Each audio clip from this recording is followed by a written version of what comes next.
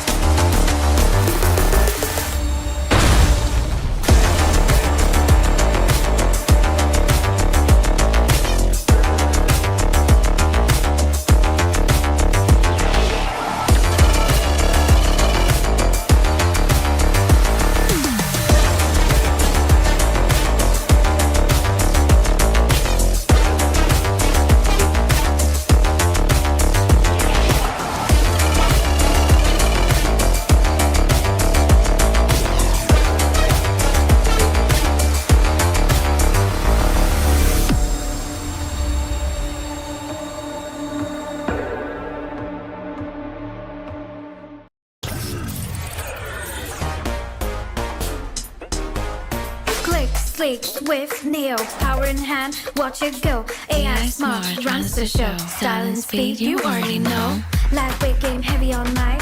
Work or play, it's just right. Color that pop, style and glow. Swift Neo, oh, that's how we roll. Click, sleek, swift Neo, power in hand, watch it go. AI smart, runs the show. Style and speed, you already know. Swift Neo, you feel me. Lightweight game, heavy on mic. Work or play, it's just right. Color that pop, style and glow. Swift Neo, oh. Let it lead, let it grow. Turn it with every tap and glow. Swift Neo, that's how we roll. On stage, vibes up, you feel me. Swift Neo.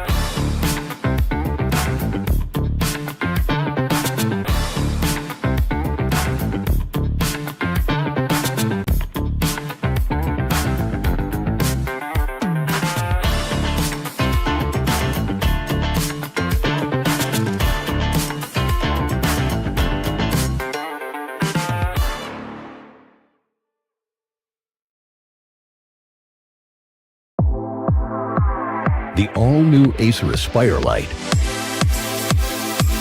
with up to 13th Gen Intel Core i7 processor.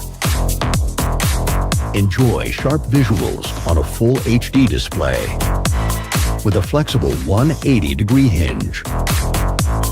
Lightweight at just 1.59 kilograms.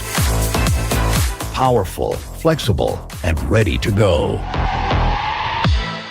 The Acer Aspire Lite with up to 13th Gen Intel Core i7 processor and a full HD display. Lightweight at just 1.59 kilograms. It's powerful, flexible, and ready to go.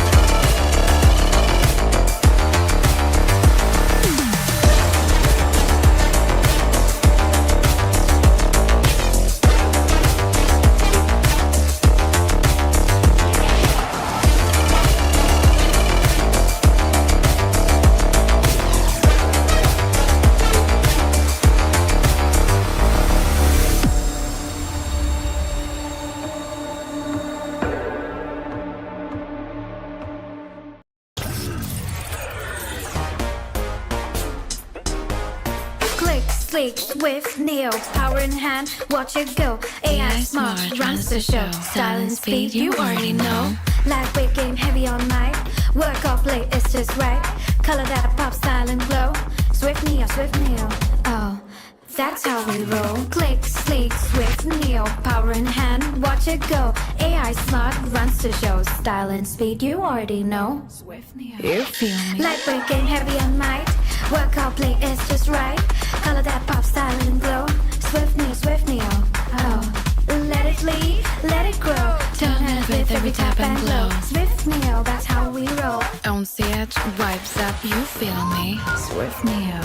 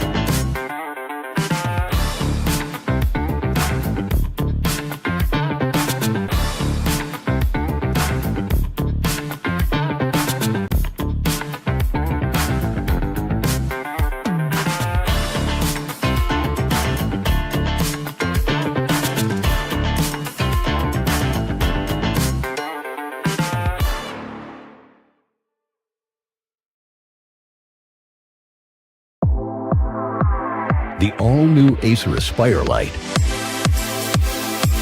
with up to 13th Gen Intel Core i7 processor. Enjoy sharp visuals on a full HD display with a flexible 180-degree hinge. Lightweight at just 1.59 kilograms. Powerful, flexible, and ready to go. The Acer Aspire Lite with up to 13th Gen Intel Core i7 processor and a full HD display. Lightweight at just 1.59 kilograms. It's powerful, flexible, and ready to go.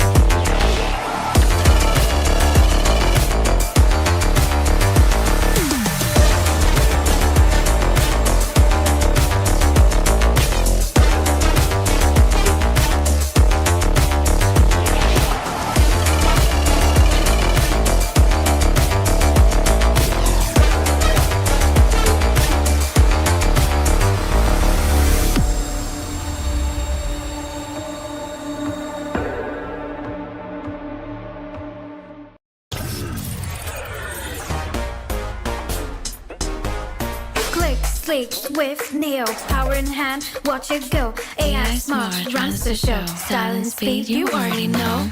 Lightweight game, heavy on mic. Work off late, it's just right. Color that pop, style and glow.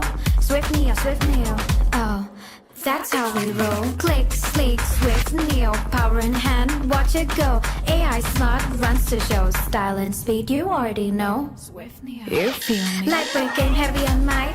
Work out, play, it's just right. Color that pop, style and glow.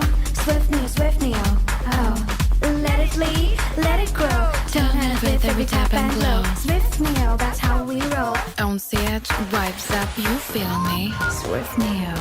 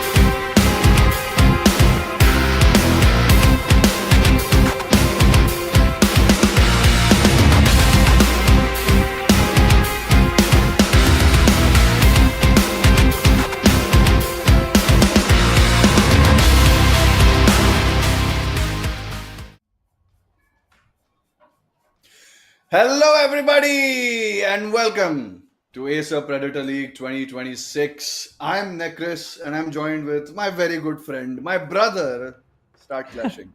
And we have a very interesting match for you guys. It's the BO3, and it's a low bracket qualifier, so the tension's a bit higher. And I'm excited. It's between our boys, which lost very, very badly yesterday. I will say, but because of the Terrorblade pick, Euphoria, the Terrorblade team, versus the Mob. How are you feeling, clashing? I'm excited. Well, I'm very excited, Nekris, and we were just talking how we have seen the mob taking on Last Hope so many times. We've seen so many finales between these two teams, and now the mob has another chance of getting to a stage where they'll get a chance to face the Last Hope. And you know what's more interesting, ladies and gentlemen? It is that it was the Last Hope uh, who defeated the mob in the upper bracket, and that was the only reason why the mob is in the lower bracket now. But as for the format, we have seen open qualifiers, single elimination matches. We have so many teams, but only 8 qualified for the playoffs, double elimination bracket. Out of those 8, we now have our top 3 teams: Last Hope, Team Euphoria, and the mob.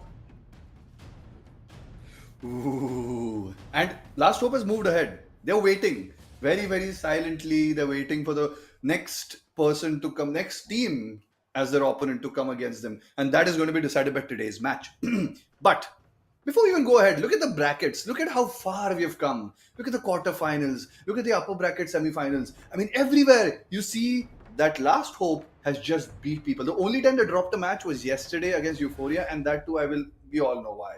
But because of one throw, it has maybe tarnished the 2-0 record, but that doesn't matter because in some time we're going to be seeing the mob versus Euphoria. And now, here's the thing: the grand finals are going to be on 11th of October, and they're going to be on LAN. So, guys, the energy is going to be crazy. You can actually go and watch it there too. So, I mean, I'd encourage you to watch it there. Watching any game live is much more fun. But until then, we are with you for today.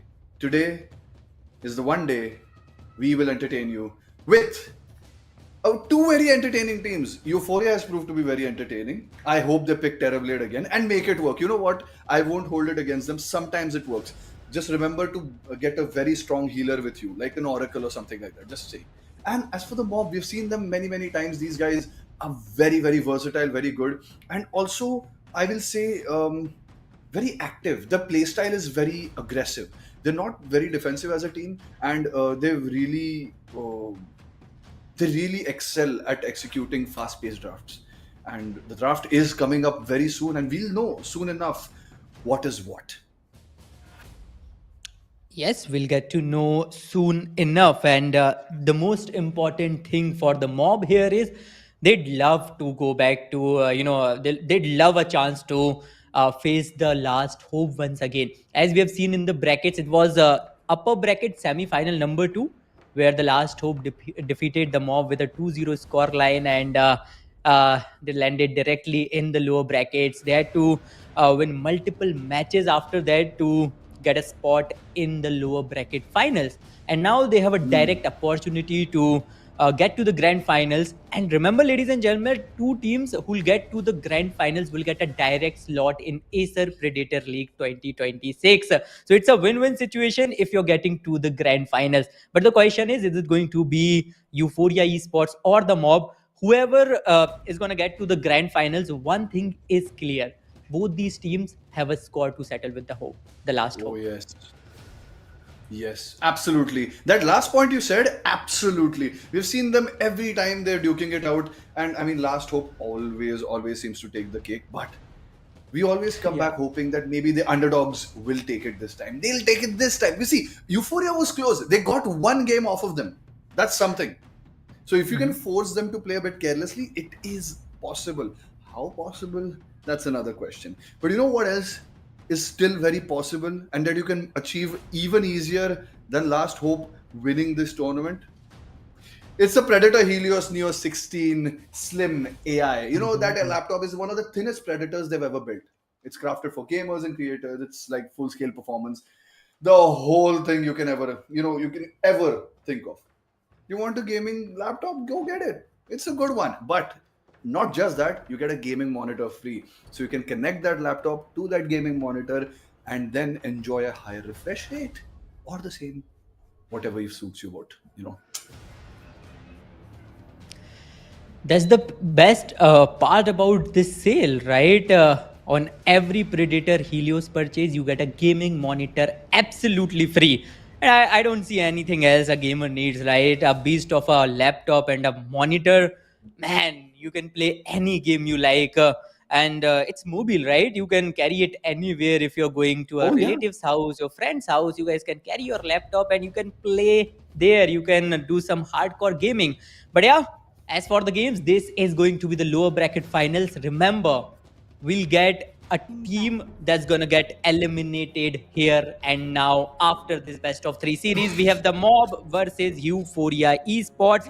Euphoria, they've lost against the Last Hope yesterday, and the Mob, they are looking for this victory so that they can settle the score with the Last Hope. We have Mind Flayer, Xander, Black Blocked, Blitzkaiser, and Sammy from the side of the Mob. Let's see how this goes. The very common bans. Beastmaster being banned first phase, not surprising. That hero is super annoying to deal with, especially when the new patch, he just starts becoming very unkillable. And if you have a strong team with you who stacks for you, who gets you farm in the lane, who wins you the lane, and it's a very good laner also.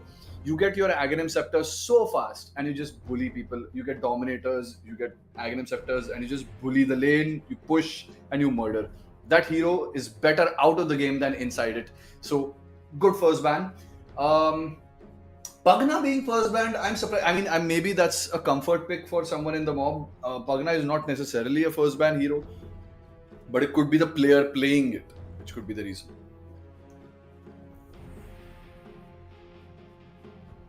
Could be. Well, these teams have played against each other so many times over the past few months, over the past few years, if I must say, right? So they are very well aware of each other's strategies, comfort picks. So yeah, they'll definitely keep all of that information in mind while banning all these heroes. I'm, I'm actually excited to see what new heroes they come up with, because what this ban phase is indicating to me is that they are not playing the usual heroes. Like, no one bans Hoodwink like off the bat in the first phase. No one bans Pugna in the first phase. What are they possibly thinking? What could they possibly play? So it could be that we are going to see some unique heroes that we haven't seen yet. So that's also a possibility. The band Shadow Demon, it's a good band. Shadow Demon has always been one of those heroes, along with like other heroes of his caliber, like Outworld Devourer or something like that, OD, which basically avoids damage. You just become invulnerable for some time. So it's great versus like burst damage. It's great for dodging projectiles and everything. So yeah, that's a good ban. And Dawnbreaker being banned, of course. These guys, they know Euphoria has played Dawnbreaker before. They played it pretty decently. And a support Dawnbreaker more than a core seems to be a bigger problem in current meta. So I won't blame them at all for banning this out. It's a very legitimate ban. As for the rest, I mean, let's see. I think before the first pick, we don't have any indicator as to what is or what isn't possible. Dire team pick. Radiant team pick. Disruptor. Oh no, they let the disruptor through. I was wondering like they should probably ban disruptor. This is an insanely effective hero. You never want to play against it. It's not like it's an auto win. It's not overpowered or anything. It's just so good. 10 seconds. As a support, you can do so much, and especially once you get that Aghanim Scepter, you just disable people from using. And another hero coming out from the mob now. This against a disruptor, I think it's okay.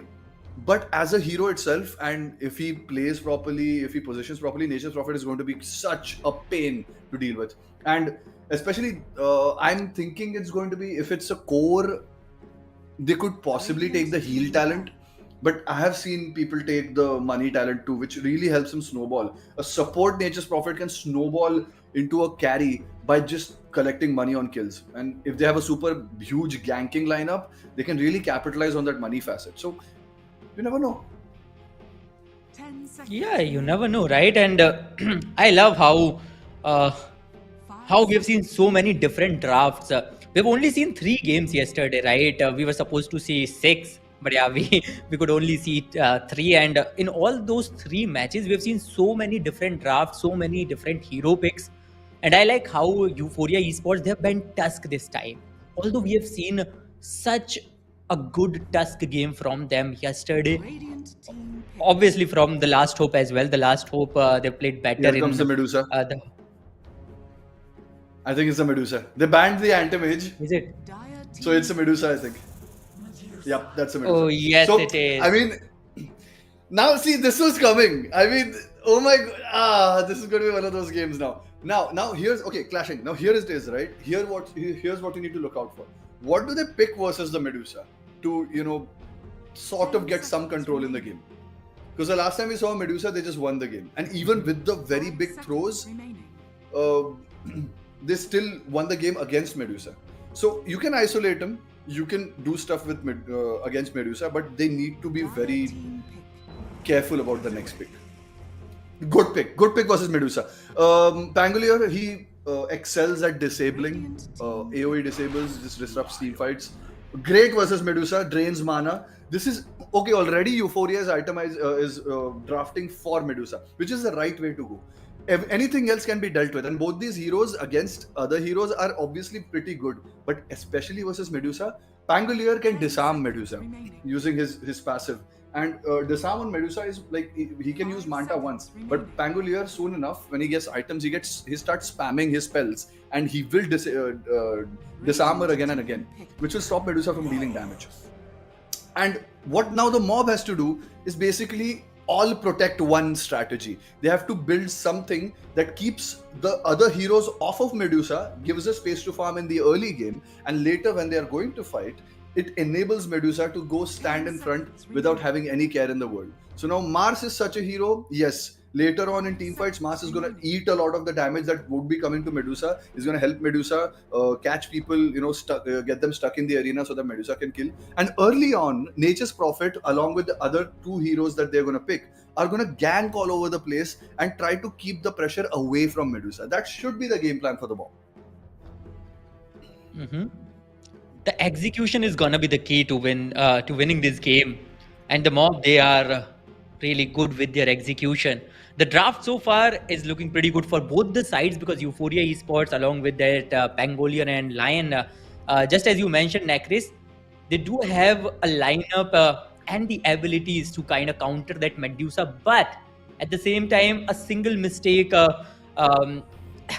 delay with the execution can completely change the trajectory of the game, or completely make the game go to their opponents. Yeah, it can. Clockwork good. Again, ganking hero, they need it. They need something to pair with the Nature's Prophet, as I said, to go around the map, start killing things. And now, the ball is in Euphoria's court.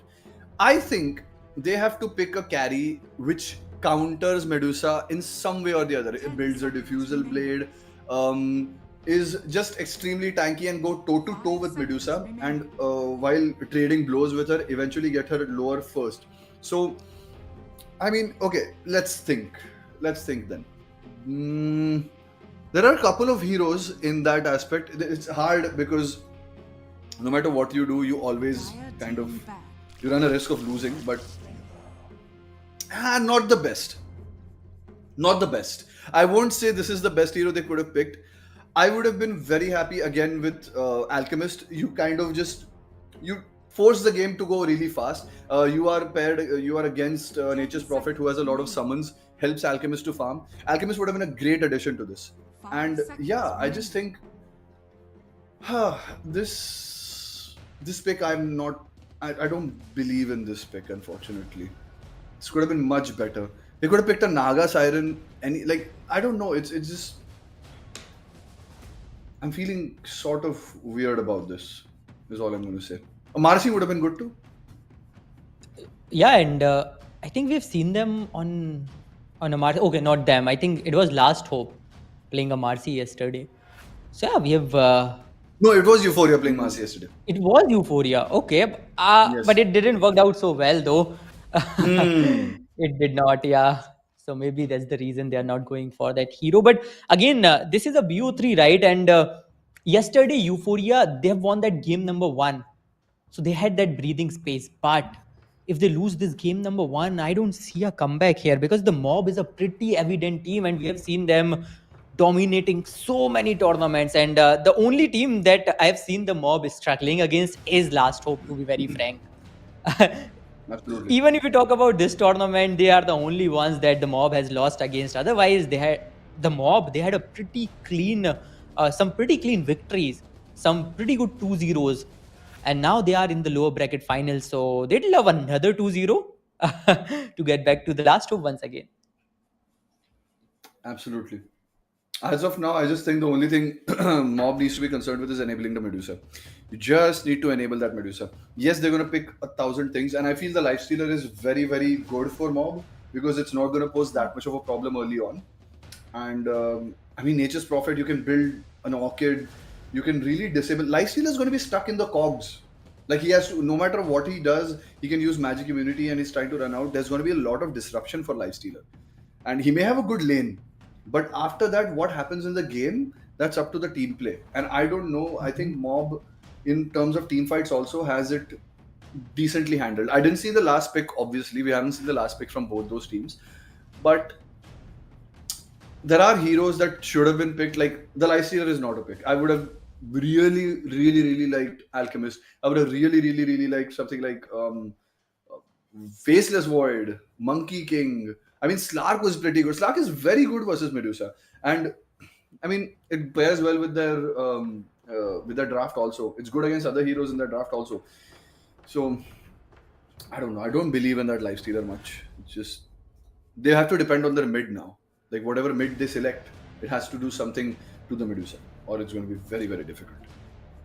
Maybe this could be a comfort pick for them because again, you mentioned so many good picks, but then again, they've gone with a life stealer instead. And a Magnus. Oh, I do not like this at all. Oh, a Magnus. I do not like this. Like they're depending on so much team fight, but they have a clockwork on the other side. No one's going to get a clean initiation anywhere. Like in theory, on paper, Euphoria's team fight is like really strong. Like Magnus ultimate into Pangolier, into Disruptor ultimate, into Lion Aghanim Scepter. But it's very hard to execute, especially with so much disruption on the other side. Now they have a Dragon Knight also. Now, the fact that he's picked her Dragon Knight, he's gonna have a great lane versus Magnus, and he's just gonna farm. He's taken the Corrosive Dragon, he's taken everything that he needs to take towers, and he's going to be very good at reducing the armor, which is great for Medusa. So I don't know. I favor Mob's draft a bit more. I would favor Euphoria's draft if it wasn't for that clockwork and like like Mars clockwork and like Nature's Prophet to a very big extent. Like once Nature's Prophet gets an Aghanim Scepter, he'll just root everyone. There's so much blink cancel. The fact that they can disable blinks from afar means that it's very hard for Magnus to blink in an RP. It's very hard for them to initiate. And what are they going to do with the early pressure? Like Magnus isn't necessarily an early game hero. Obviously he farms very fast, so he gets items very fast, he gets levels very fast. But what can you do versus that draft? How can you kill Medusa? Everything boils down to that. How can you kill Medusa? There's so much disable, there's so much damage. Pangolier will be the primary Medusa killer in all of this. And I think they're going to run Pango mid versus DK. And it's going to be Magnus off lane and should be Lifestealer safe lane. So lanes are looking decent for Euphoria. It's not bad. It's okay. Especially the Lifestealer lane is going to be pretty simple. And yeah, but before we see it, I think there's a small break coming our way. After that, we'll continue the game. We'll see you very soon.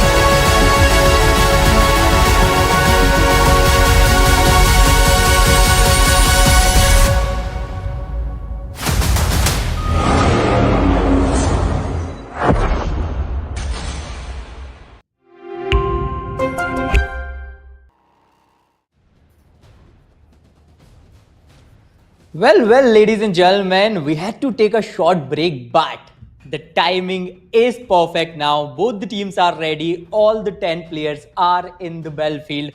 And me and Nekris, we are born ready, right? Because we really wanted to cast this game. We are waiting from yesterday to witness this lower bracket final so that we can get our second grand finalist for this Acer Predator League India Qualifiers. Here we have it, both the teams ready to rock. Oh, I'm so excited. You're waiting in Roshan. Okay, I mean, this is. Both of them are smoked. They're trying to go to the opposite team's place. And I mean, it's okay enough, I guess. It's just the 30 point that seconds to battle. they need to get some good wards. Hopefully, get some runes, wards, etc. etc. And if they get it, I think this will be a fair enough movement. But I think someone's gonna die. Someone's gonna go for that rune, especially I think Mars. Is that Mars? No, that's Magnus. Magnus is gonna move down for that, and they're gonna move out. So if they catch him, and if he doesn't have skewer, because he doesn't want to take skewer first on level. Oh, they missed. They missed that. Oh, that's so sad. But it's okay. They got runes. 2 for 2 as of now. Pretty even start. And will they get a D ward on mid? Is the thing. I don't think so. No D wards on mid as of now. The wards are still there. Yeah, so Pango versus DK. Obviously, DK much more favored in this matchup. Very, very strong innate ability. Just heals through everything. Just doesn't care about trading damage. He can just easily take last hits and as much as he wants. There's one. And he'll keep denying too, because the closer Pangolier also tries to come to take a last hit, he's gonna get hit so much by it. And yeah, this lane always going to be a bit lifestealer favored. He's gonna have not that bad a time trading versus Mars. He just heals her through everything. Mars is a strength hero, so a lot of strength to heal from. He'll have a decent time, but at the same time, Medusa's not gonna have a hard time either. That's a very, very, very cozy lane for him. And it's gonna be Medusa and Clockwork in that one lane versus what? Is that a that's a Pangolier and no, that's not a Pangolier. That's a Magnus and why am I forgetting names? Magnus and a Lion. So Magnus and Lion versus Medusa. They're gonna try to do some shenanigans later on. Like skewer back inside, drain mana, try to kill, but it's risky, and you could die in return, especially with a Clockwork on the field. Well, let's see the mob. They clearly wants to take it slow and steady. They have drafted a Medusa, the queen of late game, so they'd love to play for a long time so that this Medusa become unkillable, totally like an immovable object.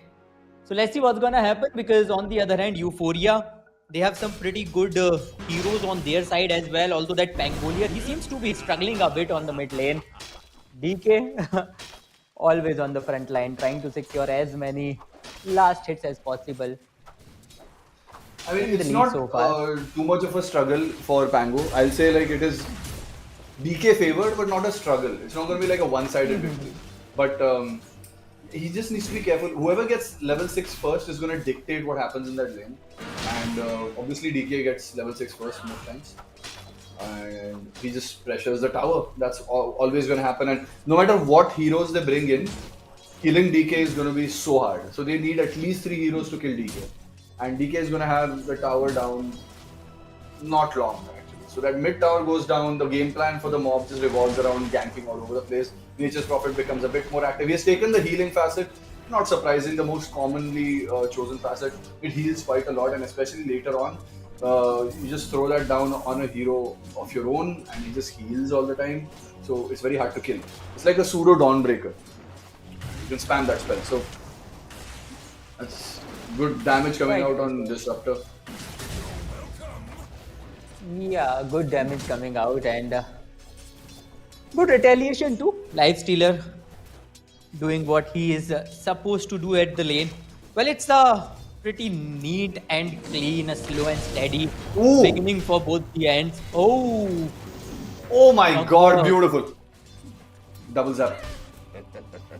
I mean, this is the one thing that Clockwork needs to do here. He needs to keep them zoned out, not let Magnus and Lion get too close. And I mean, Lion's gonna. Yeah, it's very important that the Lion keeps Medusa at bay. This is that back and forth thing going on over there. It's not going to be a completely free lane for Medusa, but I mean, it's going to be a more or less free lane for Medusa. They can't kill her if the Clockwork is doing his job. Yeah, and that's all the mob needs, especially in this early game. They just want to safeguard that Medusa. The Clockwork is doing his part in a pretty amazing manner. So yeah, it's just some back and forth from both the ends. They're He's not careful, he constantly could die. trying. He is gonna die here for this. No! Oh, he had won, and he has, I think, a Lotus. No, he doesn't have a Lotus. He has just wand, and that was it. He was very close to dying. That was risky. And the one thing that I think your Euphoria needs to do is not die. And as I say that, okay, he has wand too. Thank God. They should not die. If they die, this game is gonna go from like okay to bad, and soon it will go from bad to worse. So very, very stable, play very safe, and just kind of let mob dictate what to do. Okay, Medusa a bit too ahead. Yeah. Isn't it rum trouble, but that won't be a problem. Okay, let's just stop it. Gonna die. Oh, life stealer. First blood. Okay, good. Okay. First blood They get goes to some the play. life stealer. Yep. Yeah, there was some pressure for a long time. Yep. And I'm surprised that DK, I mean, Pango got his level 6 first. I mean, DK is not denying as much. He's prioritizing last hits more. And he's letting Pango last hit quite a lot. I think that's an oversight from the DK. You should not let him. Oh, Medusa finally getting dived, and the time the Clockwork wasn't alive. Oh, Duke's coming out, but no, Medusa's gonna go down. This is good. This is what they need to do. Clockwork, his only job is to keep the Medusa alive. He was gone and Medusa dies. That's how easy it is to kill a Medusa with this lineup. But this Medusa, they need to keep killing her. They need to keep that tempo on, get that lifestealer really fat. And as of now, everything's happening very well. Pango's top with the 6. This is the best move they could do. I love it. I love the way Euphoria is playing right now. They understand what they need to do, and they're not taking unnecessary risks. Does Magnus run? He does not. That's a double kill for Medusa. So killing her didn't necessarily yield the results they needed to. Got a double kill. Now DK will use what's remaining of his ultimate to put some pressure on the tower. Okay, XP rune going to be contested here. Level 4 Mars. Okay, now this here is a bit risky for both sides. Not anymore. Lifestealers here. They're gonna take this rune, but at the same time, it's going to be someone from. Clockwork. Yeah, that's a steal. That's a steal. Beautiful. Clockwork comes in. They may be able to kill something. No, it's hard, but okay. Pango gets nailed to the tree. He is gonna live. Everyone's juking on so low health, and fine. They steal the XP rune. I think this is a win. Mars gets the XP. They get a kill, and fine, you two heroes die, but this could have been much worse than it what already was. Man, this is getting really interesting. The mob. They started off pretty slow, but Euphoria, I must say, they've got some pretty good kills on all the lanes, all the 3 lanes. We have even seen Pangolier getting some pretty good last hits. I think he was the one to get to that level 6 before DK2. The stacks are coming out. DK, Okay. he's not gonna die. I mean, and DK is level 8, Pango's level 6. This is what was supposed to happen. That couple of rotations by DK really yielding fruit, and that rotation on the XP rune, pretty risky for Pango. Missed out on a lot of experience, so now DK is a bit far ahead. So the next time DK has ultimate, that's going to be a tower pushing thing. Even now, he's going to pressure the tower. They get a D-ward on mid. This is pretty big. Like, they're doing stuff. They're doing damage to the tower. It's corrosive breath, so it hurts extra. Towers go down easy. Okay, the Clockwork catches something there. Is it going to be something? No, I don't think so. Nothing really happens. Top lane just trading. Lifestealer, now that he's 1v1 versus Mars, it's not going to be an easy kill on Mars. And Mars is not already a threat, but he can still farm. It's not risky. Oh, beautiful glimpse! That ward finally putting some work, but those cogs are good. Do they need to use an RP for this? I think Lion is in range for a stun, but Pango joins in, just finishes him off. But there's 4 people to kill a support, and he has already created the space as he needed to do. Medusa has gotten that space, gotten that much bit up in farm. Lifestealer not that fortunate, he's getting harassed quite a lot, and okay, they force out the arena. That was an attempt, right? He wanted to see if maybe he could land the spear before he could use his spell, and well, that's something. Okay, glimpse back. Everyone TPs. The Mars probably could die. This is a good TP from everybody, and this is a big kill. To kill the Mars at this point, that's a good core, and they could really use this to take the tower on top. And they will get the kill. They will push this, and now they can pressure the tower a bit. 4 people on top. The rotations are properly coordinated from Euphoria. They are playing like an absolutely well coordinated team. It's clearly visible in their gameplay. The way these heroes are coming together. Again, got a pretty good Mars kill. We have seen a Medusa kill though. No. Okay. Clockwork. Yeah, Clockwork's definitely Nah, dead. Yeah. there's no way he's gonna survive this. Oh, how But this many is a times? good I think we rotation. have already seen Clockwork. Clockwork has already died, what, 4 times? Yeah, around 4 times. 4, yes. 3? But Yeah. I mean, that's his job. I don't blame him. Yeah, that's his that's a job for point. the whole game. He has to eat so many ganks because they're gonna keep the pressure on. That's what I mean. Euphoria needs to do that, and Mob understand that Euphoria need to do that. So which is why they're going to just use anything in their power to give space for their heroes, because that's what they need. They need DK to get fat. They need Medusa to get fat, and okay. Wait, lag! Yells. Bangalore. See, clashing. In situations like this, you need to understand that it's a very temperamental game. Anything can go wrong at any point. You lose one tower, that's going to put things in motion that are going to be very hard to stop. And mid tower, as I said, is going to be the first to go down. DK, great at tower pushing. But here's the thing. Medusa hasn't been killed in a long time. That one death on him, after that he got 2 more kills, so that death didn't matter at all. Plus he's farming, so now he's gonna get those items pretty fast. He's not under any threat right now, and they need to refocus their efforts back onto the Medusa. This Pangolier, once he gets his ultimate, needs to go back on the Medusa. Everyone needs to go kill her. And I mean, Lifestealer, he should be able to hold his own, but this Medusa needs to die. He cannot be alive right now. This is just too much farm going his way. Yeah, no doubt. And the best part, as you just mentioned, right? They've got 1 kill on Medusa, and he got 2 kills. A pretty good 2k just after that. So it was a pretty even Steven situation. And the Mob, they are taking very good care of this situation. The Clockwork is making sure they are trying to distract Euphoria as much as possible. Just making sure that this Medusa get as much farm as possible, and he is doing it already on level 10, doing pretty good farm. Mars, on the other hand, is trying to push back this Lifestealer. And I mean, I'm thinking here, right? Lifestealer so annoying, yeah. They keep slowing down. Euphoria cannot slow down. And okay, finally they're making the way towards the Medusa. They're finally making the way towards the Medusa. Pango has his ultimate, as we said. Pango, once he gets his ultimate, he need to go on to Medusa. And Medusa, he should know by now. Everyone else has TP. Mars can TP right now, save the Medusa. And this should be instant TPs right now. Instant TP response. Where are the TPs? Where are the TPs, guys? We need TPs. Guys, TPs. No. Okay, no TPs. Medusa just dies. Did no one have a TP? Tower is under attack.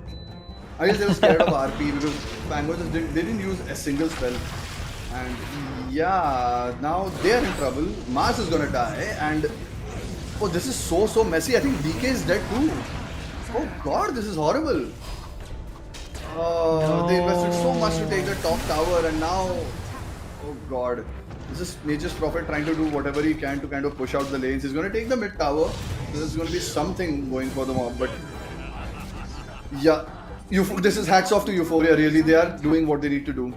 They need to shut down the Medusa. They are doing that, and especially Medusa. Your farming needs to be a bit more careful. You have stacks in your triangle. I think it's high time you go there and farm those stacks. You kind of abandon the bottom lane because they're going to be looking for you there. Top lane is a very very good bet. Radiant's Easier top for your tower team is to under reinforce. attack. And yeah, this is the basics basically. And yeah, they're going to make their way there soon enough. But good win for Euphoria. Lifestealer's gotten some well-deserved farm. He's pulling ahead, and as long as he's neck to neck with Medusa to a large extent, he's going to be in a decent spot in this game. Yeah, and so far so good. They are in a pretty decent spot right now. Euphoria, we have seen some very good rotations from the team.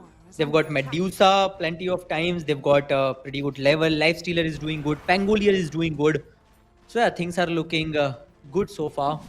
But then again, the mob, things are not out of the hands for them. They can still do a lot of things. Medusa just needs to be a little more Absolutely, careful while farming, right?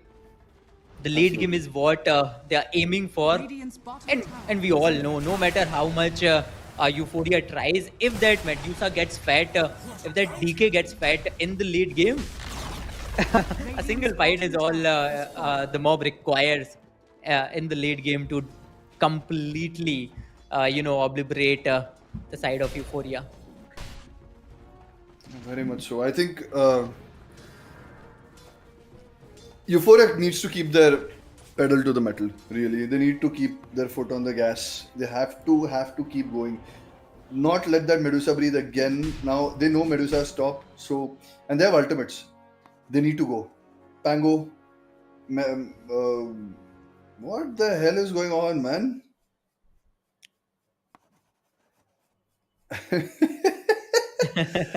Crashes. It's like battery low. No, my monitor's dying, guys. It's happening slowly. These are all tactical pauses. But yeah. Yeah, so they need to again focus up on Medusa, kill him again. He is going to build a butterfly, which is a very good item versus all these heroes. And they need to get him before he builds a butterfly because it's going to be so difficult to kill him after that. It's going to be very Yeah, difficult. our players are facing some issues, but you know what, guys, you do not need to face all these issues because you guys can get a Predator Helios Neo 16 AI right now with so many amazing discounts. This is the fiercest Predator that has arrived with the Intel Core Ultra 9 processor, 275HX and NVIDIA GeForce RTX 5070 graphics. The Predator Helios Neo 16 AI tears through games like a panther on the prowl, experience fluid 240 Hz refresh rates that tracks every move with the precision of a hunting hawk. So go ahead, check out the links are given in the description below. And the best part about all these laptops is whenever you purchase a Predator Helios laptop, you get a gaming monitor absolutely free. So go ahead, check out, all the links are given in the description below. Check out these amazing laptops. You do not have to think about your battery life because they have an amazing battery life for you gamers. So go ahead, check out, the links are in the description. But Necris, I think all these pauses again are very important, but I hope our game resumes as soon as possible because I would love to see how Euphoria is going to deny that Medusa because these are critical times, right? We are already almost approaching the mid game, and Medusa, yeah, we have seen some pretty good Medusa kills, but you need to do more. You'll have to deny that Medusa at least one or two more times so that that Medusa remains a little bit weak in the overall scenario. Yeah, yeah. You have to keep the pressure on. That's it. That's basically it. Just keep the pressure on. Don't let the Medusa breathe. Don't let the DK breathe. Make them make moves which are bad, which won't help them later on. And I think what is happening right now is they're still making moves sort of well, but even the slight breathing room they give him, Medusa is that much closer to that butterfly. Sorry, that much closer to that butterfly. And it's once you get the butterfly, it's very annoying to kill her. Like you have right clickers basically on your team. You have life stealer on your team, and life stealer is like he's gonna right click you. He can build whatever he wants. But once you get that butterfly, there's not much he can do. Medusa's going to have a very, very easy time just shooting through things. And the Lion's not going to be able to stand and mana drain. There are going to be a lot of other things happening to the Lion. He's going to get ganked, he's going to get stunned. So they need to be very, very careful. Just stop the Medusa. Like, he's not even completed his Manta yet. So you need to finish him first. Just try to keep killing him as much as you can. Throw your bodies for that. It's fine. Your carry is farming, he's getting fat. You need to get your Pango fat by killing the Medusa. Remember, that is the game plan, ultimately. Yeah, they'll have to at least catch that Medusa maybe once or twice before she hits that Manta. So yeah, let's see what's gonna happen, right? Because it's not that Euphoria is not trying. They are trying. They are getting some results too. So far, so good for the past 15, 16 minutes that we have seen. Yeah, Euphoria is doing really good job. So yeah, they'll have to maintain this kind of domination, this kind of gameplay, this kind of control while making sure that Medusa does not get too fed to control, too out of control. So yeah, they'll have to think about all of this while keep on feeding their own carry. So yeah, there's a lot to think about the situation. But then again, in the late game, there are a lot of factors that will definitely affect them because the mob they have a crazy lineup. Uh, in terms of players, we know what these players are capable of. We know what Swiftblade is capable of. These are some very good players, experienced players. And the draft is also looking good. They have Medusa. So, yeah, their late game is pretty much sorted. They have a clockwork. So, we'll see some very good hooks too. But yeah, let's see what's going to happen. Our game will continue soon enough. And I cannot just wait. You know, the action is about to begin. Whatever we have seen so far, it was nothing. The real action awaits after this break. Oh, yes. I'm so excited because this is the time this game kind of ramps up, I'm really waiting for something to like, these delays are getting me. This is Yeah. there's so much I think that could happen, that Mhm. will happen. Yeah, just it's there, but yeah, we just have to wait. Some battery issues, as we saw, guys. Who, Yeah. like, this is what I'm talking about. Battery issues. That's a thing of the past because with Swift Lite 14 AI, you have good battery too. You have like ultra light, ultra fast AI sidekick. It's like dedicated co-pilot key. It's built-in intelligence. It's a one kilo metal body. That's basically how big or small this is, and it's good. So you can buy it. No issues like our friend over here had. So please go for the offer. It's up for sale right now, guys, and this is the time to jump on it. Yes, go ahead. Check out Swift Lite 14 AI. Links are given in the description below. And also, on every Swift series purchase, you get an Acer Sling Bag absolutely free. And apart from these, you get cashbacks up to 5,000 INR as well as instant bank discount offers up to 15,000 INR. So, yeah, what are you guys waiting for? If you're looking for a gaming laptop, you are at the right time, at the right place. Go ahead, check out the links given in the description below and order your laptop right now. As for the game, yeah, I hope our player gets back as soon as possible because every passing minute is so frustrating for me. I really want to witness those fights. And Necres has made it absolutely clear. I think the real, as we have mentioned, the real fight awaits us. This is crucial time. Yep. In the next 5 to 10 minutes, we can surely expect a pretty good team fight. Maybe a team wipe. Who knows? It all depends on the intentions of these teams, and it's going to be amazing, right? If we get back to the game and in just 2 to 3 minutes we get to see a boom, boom, all out fight. Let's see. Let's see. I'm just waiting for that. Oh yeah, lot of things, and we've talked about what Euphoria needs to do. What Mom needs to do is they have to do exactly the opposite. They have to play defensive, very, very defensive. Because if you're not playing defensive in this game, it's going to be like, yes, you're making moves, but those moves need to be precise. You can't kill the lifestealer that easily. He has a built-in BKB. It's very hard. And as for the mid, Bangalore is also pretty difficult to kill unless you like chain stun him. He's gonna have like a roll sometime, or he's gonna just jump away. It's ridiculous. I mean, there's so much that can go wrong. So just take this time, farm, stacks. Like stacking is very important. And I think okay, speaking of stacking, people are stacking stuns and Disruptor just dies. Okay, a big fight happened and we missed it. Lifestealer did die. Good. Just as we It's what hard. we thought, right? We were expecting No, a I big mean, fight once the game resumes, but we missed it. So what's the point? But it's okay. I mean, Lifestealer died. Fine. RP on DK. It's a hard kill. It'll happen soon enough, I guess. But no, yeah, there's too much disruption. And look at Mars. He's just taking the tower. He does not care.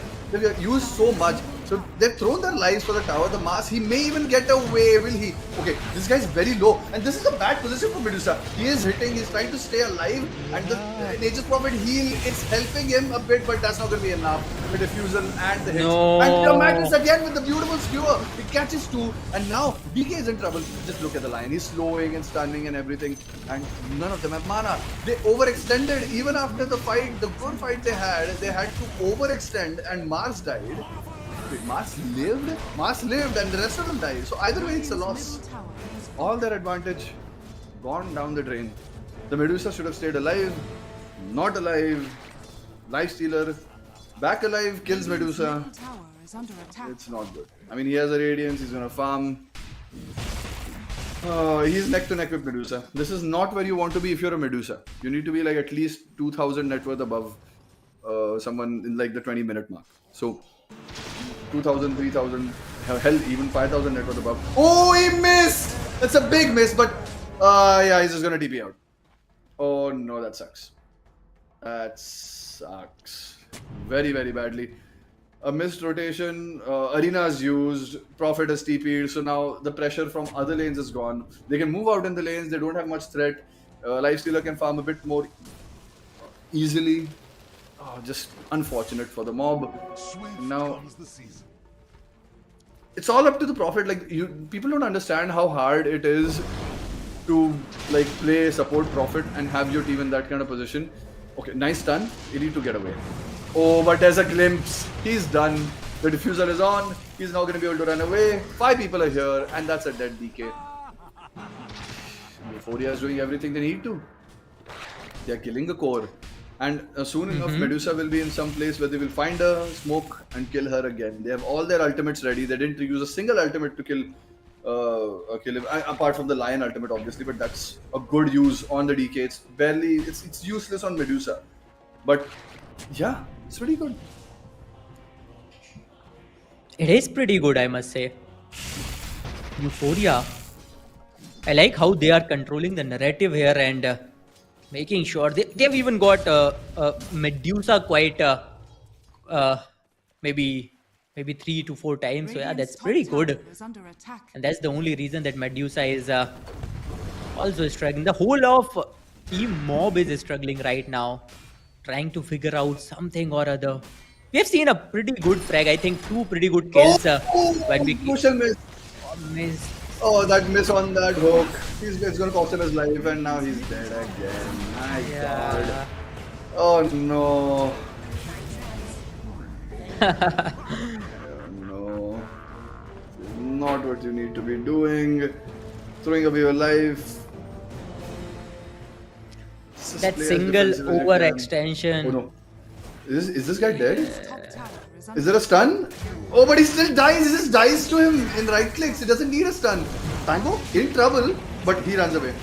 And he's going to reinitiate. This is good. I mean, probably Magnus still has RP. He can go in RP, but the arena is in. He traps the Magnus. So that's a dead Pango. Oh, but he just keeps out on the roll. And now people are in trouble. The RP goes out. Magnus, he's in trouble now. Pango's gone. So Magnus dies. And okay, a lot of TPs here and there. People die farming. So yes, that's a kill on Magnus. Something for the mob, but not what they were hoping for. Yeah, it's not worth it. Yeah, you can get these single kills, but then again, you need something more. Maybe they are planning for it. Oh, a missed hook again. And now, Nature's Prophet, he's been glimpsed back. The Pango is here this time. Look at the damage he deals. And oh my God, Lifestealer's here. The clockwork is dead. Everyone's gonna die subsequently. Yes, they kill the disruptor, but now that's a dead Mars. You won't be able to run from this Mars. There is no blinking out from a radiance, and he dies too. And yeah, then Pango has his Aghanim Scepter. And oh god, this is painful. The Medusa's also dead. He can't run now. He can't run from this. Yeah, there's no way out of this situation. No way out. Just look at that. The mob, 4 out of those 5 heroes are dead. Not what anybody was expecting. The mob. Radiant are scanning. No. I mean, all the mistakes the mob could have done, they did. Radiant's top tower. They had fallen. a pretty good position in the game if they played a certain way, but I just think they just couldn't play a certain way.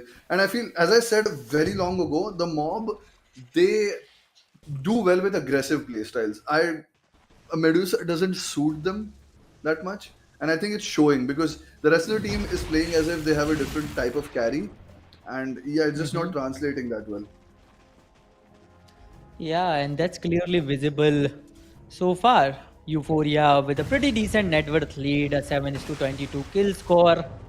Just 22 minutes in the game. Things are going absolutely downhill for the mob. And at the same time, Euphoria, that life stealer is working out perfectly well for them. They're utilizing it in a perfect manner. Pangolier doing his work, taking care of that Medusa, making the whole team is making their way on towards that Medusa. Good catch on this the line. time, no, Finally, he had- there's an Orchid. Yeah. I mean, that Orchid should have been so much earlier when the Lifestealer could have been dealt with, and now even using Orchid on Lifestealer is not going to guarantee a kill. He's very tanky, he has Radiance which will help them miss attacks. It's just painful. And I mean, like picking off Lion, it's good, it's something, but they need something big right now. They need like a big kill, probably on a Pangolier. Silence on the Pangolier will be able to kill him, so that's something. I think even now, Euphoria, once they saw the Orchid, now they know to be careful about it. Lifestealer, the next item he's going to get is probably going to be Manta. Radiant's bottom tower And is under attack. yeah, that's about it. And well, Medusa finally has gotten his butterfly. 23 minutes in the game. It's decent. It's decent timing, but I mean, okay, it's not gonna last long, is it? He's getting. Yep. Yeah, he's just dying now. They find him. Wow. Yeah, this is the Euphoria. item you want 5 minutes earlier. You know, you had this item pretty late. Like by 20 minutes, if you had this item, this would have been a big game changer. But you died like 2-3 times. You died one more. So okay, instant TPs, and now Mars. Jesus commits and they just TP. I love this rotation by Euphoria. I mean, every time they're just ready to TP. He had to use that arena, but he can't run. He can't run from this guy. The glimpse is there. There's so much disjoint, and he just chain stun him. The Lion uses his ult. He gets a charge. Oh god, this is painful. The mob. This is so not like them. No, Euphoria esports. They're picking each and every hero one by one, and that too so easily. It feels easy for them. I don't know why, but it's so well executed. It feels easy, but yeah. Lifestealer. There's his Manta. There you go once again. He's just gonna kill the DK here. There's nothing DK can Yeah, do. the damage is insane. You can try to juke. Oh, Lion is in. There's no juke. Yeah, there's no way. It's hard. I mean, now he has a Manta also. The Orchid is not going to work anymore. It's too late, an Orchid. All the items from Euphoria, like from Mob, they're too late. The Butterfly is too late. The Orchid is too late. And that's what they needed to do. They needed to farm. They needed to farm those items really fast and then join a fight. But yeah, it was unfortunate. And yeah, this Clockwork is also going to die. Pangolier has his shard. He uses the cogs to bomb back again. Oh, nice hook shot. Saves him. And yeah, I mean, it's just so hard to do anything here. Just look at, now Lifestealer is 3,000 net worth above Medusa. That's where the game is. This is not where you need it to be, and Everything that could be going wrong is going wrong. And soon enough, he'll have a MKB. I think he should be making an MKB right now. He has all the items he needs. Radiant's middle tower is All he under needs is an attack. MKB. Now, Radiant then he just structures kills are Medusa. fortified. He kills anybody for that matter. Radiant are scanning. Medusa, on the other hand, is lagging far, far behind. Radiant's bottom tower The mob. is under attack. Not at all what they were expecting from this game. Oh, and one more tower goes down. This is one more thing that should not be happening. As a DK, your team should not be losing towers. The other team should be losing towers. And now they are in a tower disadvantage. Everything, like this draft has completely gone to shambles. Radiant's bottom tower Completely. is under attack. Because Euphoria and especially Pangolier has played out of his mind. The two supports and Pangolier, they've been on point. On the other hand, Nature's Prophet he didn't have that impact that I thought he would have. And it's just showing the impact which was required is not there. Radiant's bottom tower is under attack. The impact is missing for sure from Nature's Prophet, even from Medusa. Medusa, he didn't even got a chance to even create an impact, because I think from pretty early on in the game, we have seen multiple Medusa kills.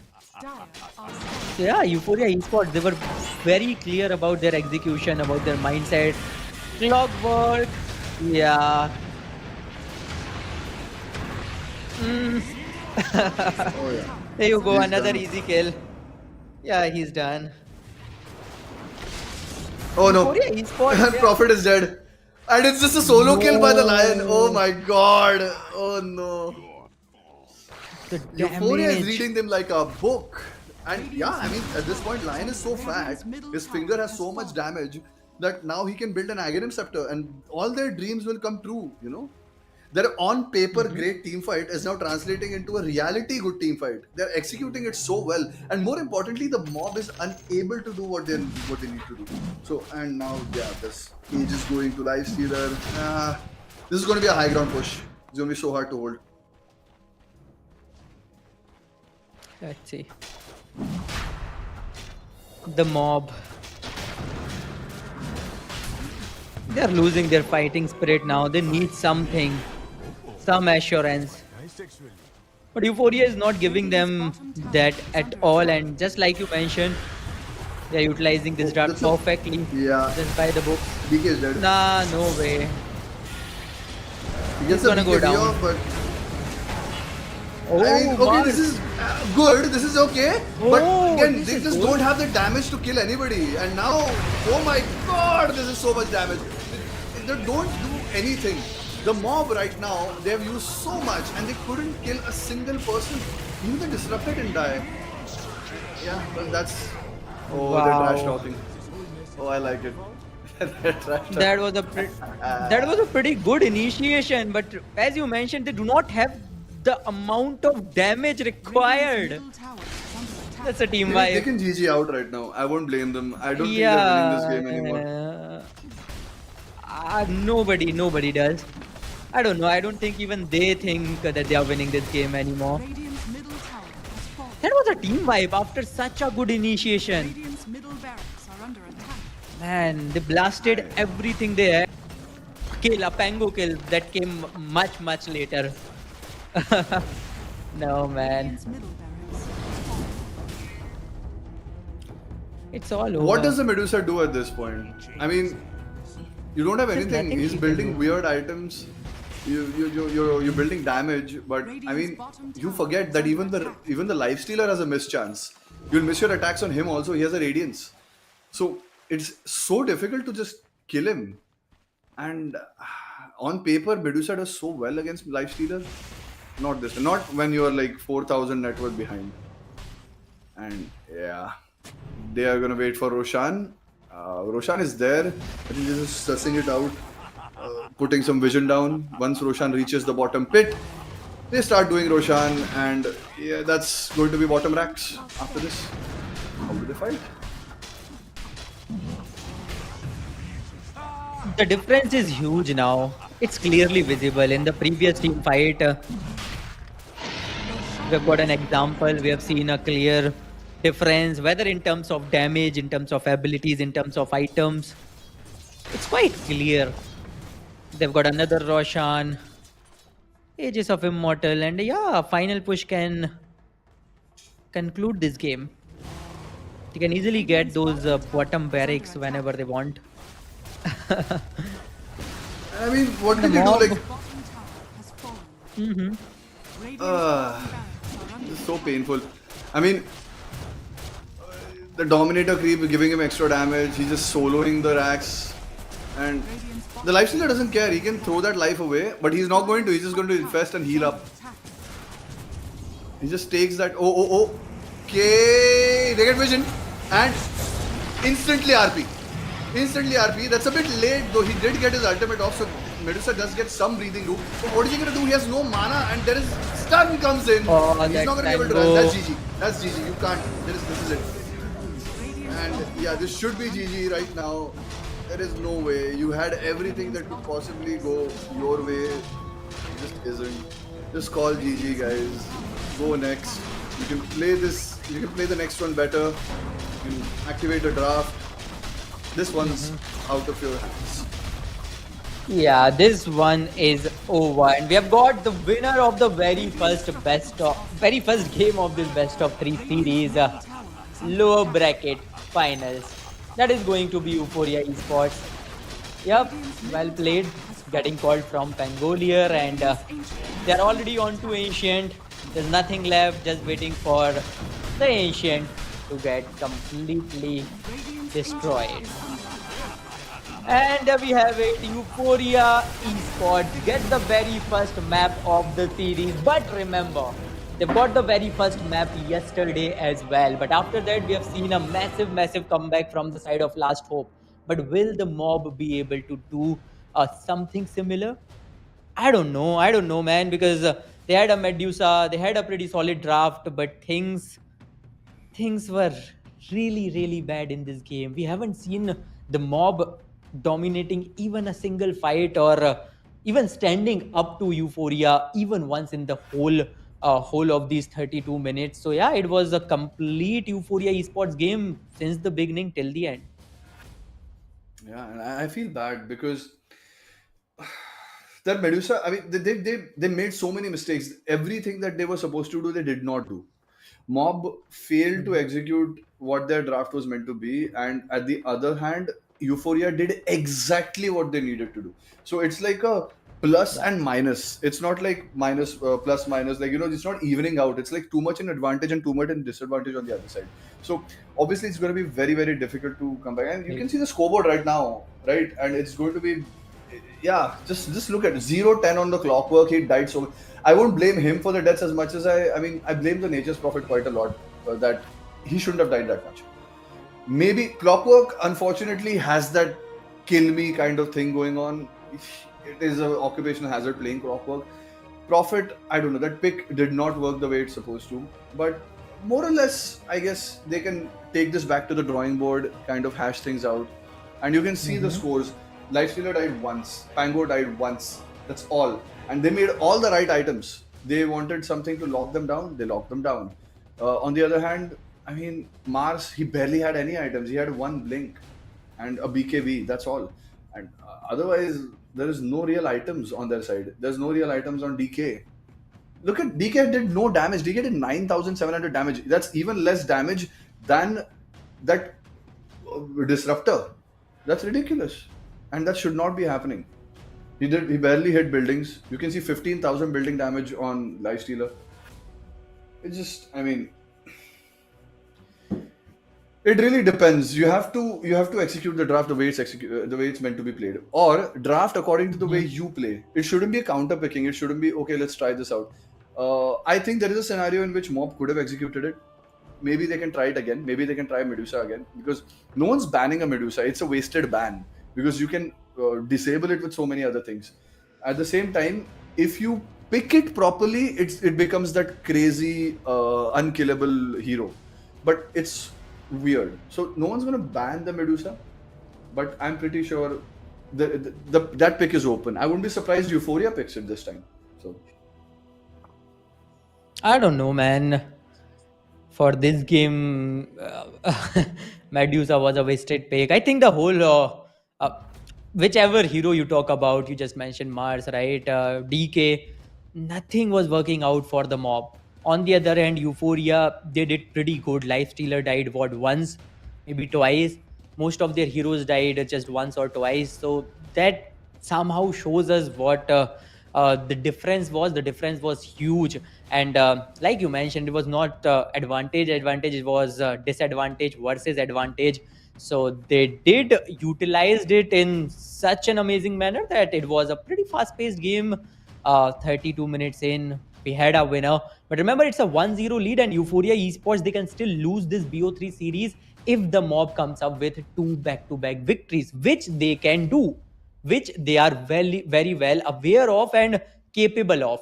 So I wonder what their draft is going to be. I wonder which heroes are they going to go for. Are they going to try it out that Medusa once again, which is going to be very risky, because Euphoria, they know how to disable that Medusa. Absolutely. And I mean, okay, this is maybe now, I mean, we understand that before going to the match, at least we are going for a small break, but we'll be back with the action very, very soon because both of us are very excited about the results. So,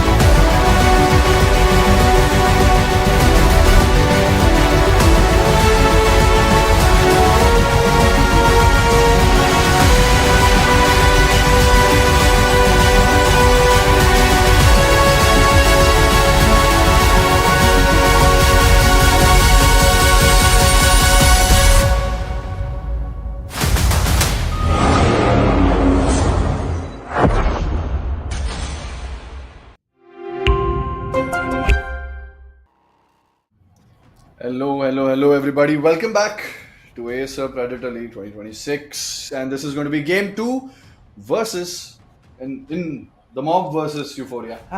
Thoda left, right. It happens, guys. It happens when you get such a big beating. But you know what? It's not a problem because I believe that our boys, the mob, will have a plan up their sleeve. Maybe this time they won't make the same mistakes they made. Maybe this time they will prevail. Who knows? Well, yeah, who knows? Let's see. And at the same time, I hope Euphoria Esports does not make the same mistake they've made yesterday. After winning that game number one, we have seen some pretty big mistakes, and they've lost two consecutive games. And that's the reason they are playing in the lower bracket final. So maybe they can be more precise. Maybe they can go for a 2-0 because if Mob comes back from this point on, there's a strong chance that they can also come up with a 2-1 scoreline. Let's see what's going to happen. We'll jump into the draft as soon as the draft phase begins. And I'd love to see who's going to pick what. Are they going to go for that Medusa again? Are they going to ban that Medusa? Is anyone even going to consider that Medusa to ban or to pick? Let's see. It's going to be a lot more fun. I mean, I'm not against Medusa at all. It's a good hero. You just have to play a certain way. When you have Medusa in your team, you have a lot of responsibility. It's like having a baby.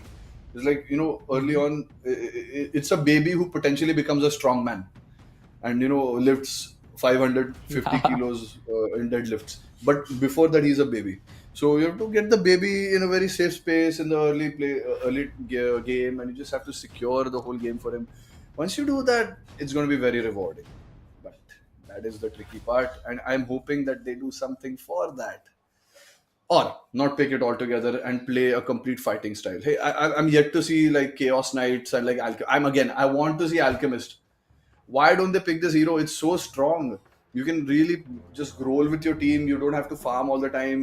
You can do so much.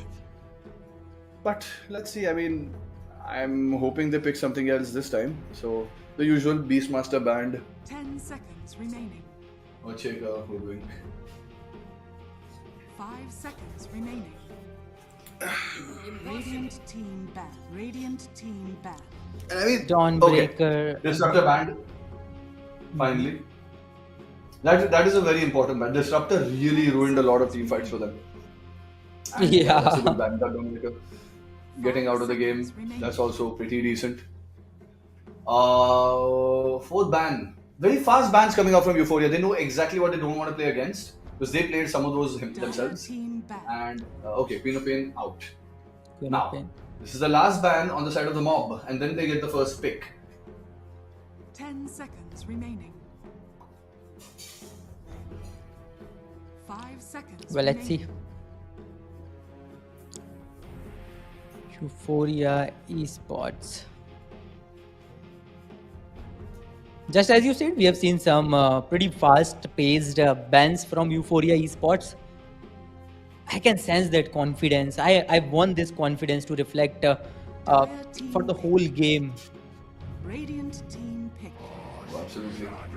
Shadow Demon. You let this hero through, you will get picked. And yeah, they picked it first. It's a good hero to have. It's good against many carries just because he can make illusions. And I mean, Euphoria, balls in their court, they get one pick of their own. And well, 5 seconds remaining. it has to be like some very strong hero that kind of get it back. Okay, Snapfire, good strong first pick. They can pick an Undying after that. Undying's pretty good versus Shadow Demon. And you don't have a Snapfire to counter your Tombstone, so it's a strong pick. Will they ban it though? They might. 10 seconds remaining. The mob. 5 seconds remaining. Mob is very carefully curating this draft. They really don't want to miss this or... They can't afford to mess it up. This is the last chance they have. And the last hope for them. Radiant team Ha. pick. Banning Dark Tier. Interesting. They are. I think they are going for. Dire team pick. Okay, good, strong pick. Strong pick. Tusk again. These are very like good picks in general. It's versatile. It pairs with many heroes. It's a good laner. And Euphoria, as we saw, these guys, they love the laning phase quite a lot. They like getting advantage 10 fast. seconds remaining. And this is going to be it. I think they're going to keep going with 5 this seconds remaining. as much as they can, and probably pick some heroes accordingly. A lot of reserve time being used from the side of the mob. Really thinking, I don't know, like they have 2 picks in a row, so I get that they're taking time, but Dire team pick. Pango, fine. Okay.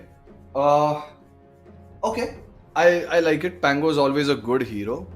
Picking it so early, okay. I mean, it still could work. It has a lot of utility. Otherwise, 10 stops you from seconds picking remaining. certain heroes. It's aggressive. It's a decent laner. 5 seconds remaining. Suits well for the mob. Suits well, yeah. Maybe this time they're playing fast, right? Maybe they're playing aggressive. They're playing team fighty. Maybe that's it. Radiant team pick. Silencer. Good pick. That's a good pick. That's just a flat good pick. Overall, no matter what Euphoria will try, they will if they get team fighters or something, a silencer on the side of mob, it's always going to be disruptive. Even if he disrupts even one spell. That's good. 5 seconds remaining. Strong laner. The mob is on to something. Helps you support. Yeah.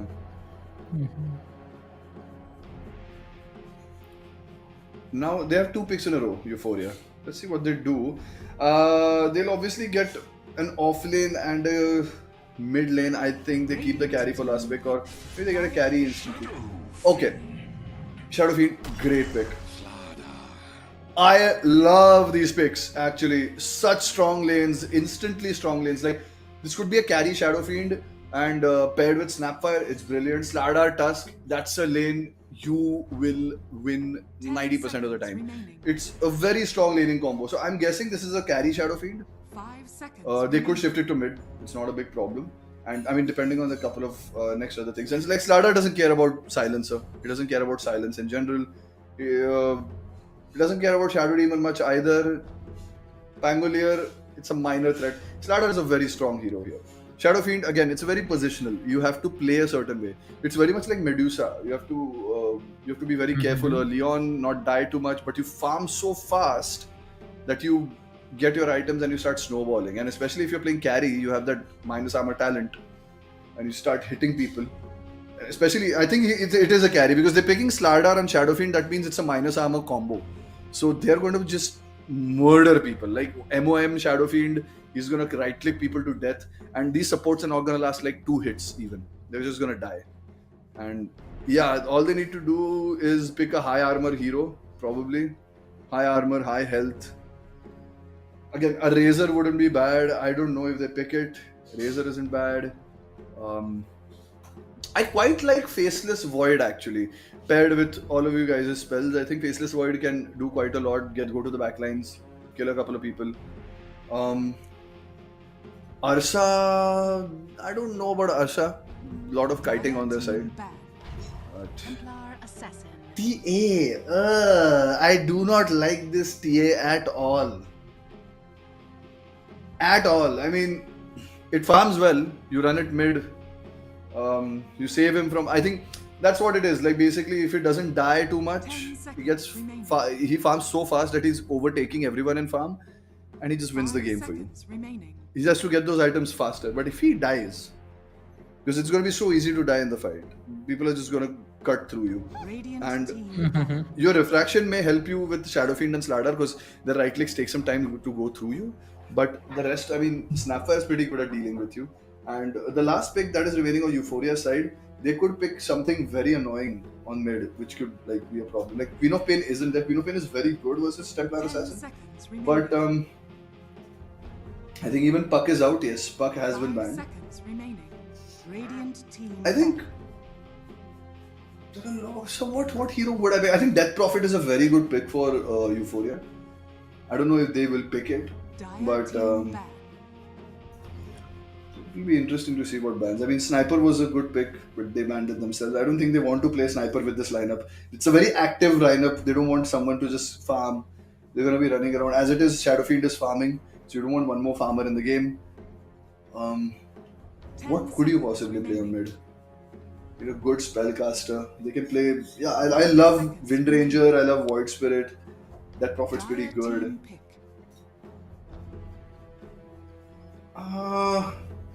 Necro. Not against Silencer, but otherwise Necro's pretty strong. I think Necro does very well against TA, and the only real problem in this lineup is TA. So Pango you can deal with to a large extent, I think, but TA is going to be a problem later. 5 seconds remaining. Okay, final pick. They have 3 seconds remaining. They pick Void Spirit. Okay, so we thought about this. Void Spirit is a good pick. That it's a good enough team fight initiator like that. That's good backline jump. He can disable supports quite a lot. So Void Spirit being a good pick, yeah, no brainer here. Now what does Euphoria pick? They have 2 whole minutes. 5 seconds remaining. They have all the time in the world. Void Spirit, Pangolier, everything. Hard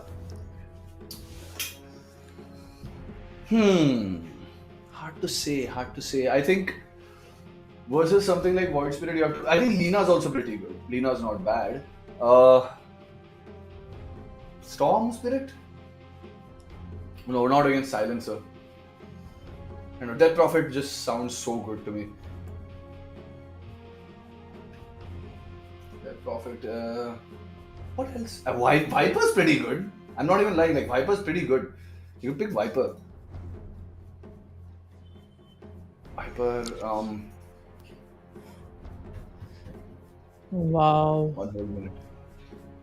They've saved all this time and now utilizing it to the fullest. I mean, is Timbersaw good? I don't think so. Timbersaw's not good here. What could they pick? I mean, Kunkka. Kunkka's pretty good. I think Kunkka wouldn't be bad here. Lanes well. Good combos. Yes, Silencer would be a problem, but Kunkka, Tiny. I like these heroes. Good versus TA, especially. Earth Spirit. They're really taking their time. I mean, I think I have good 3-4 options. I think. So they pick 10 seconds. Confusion.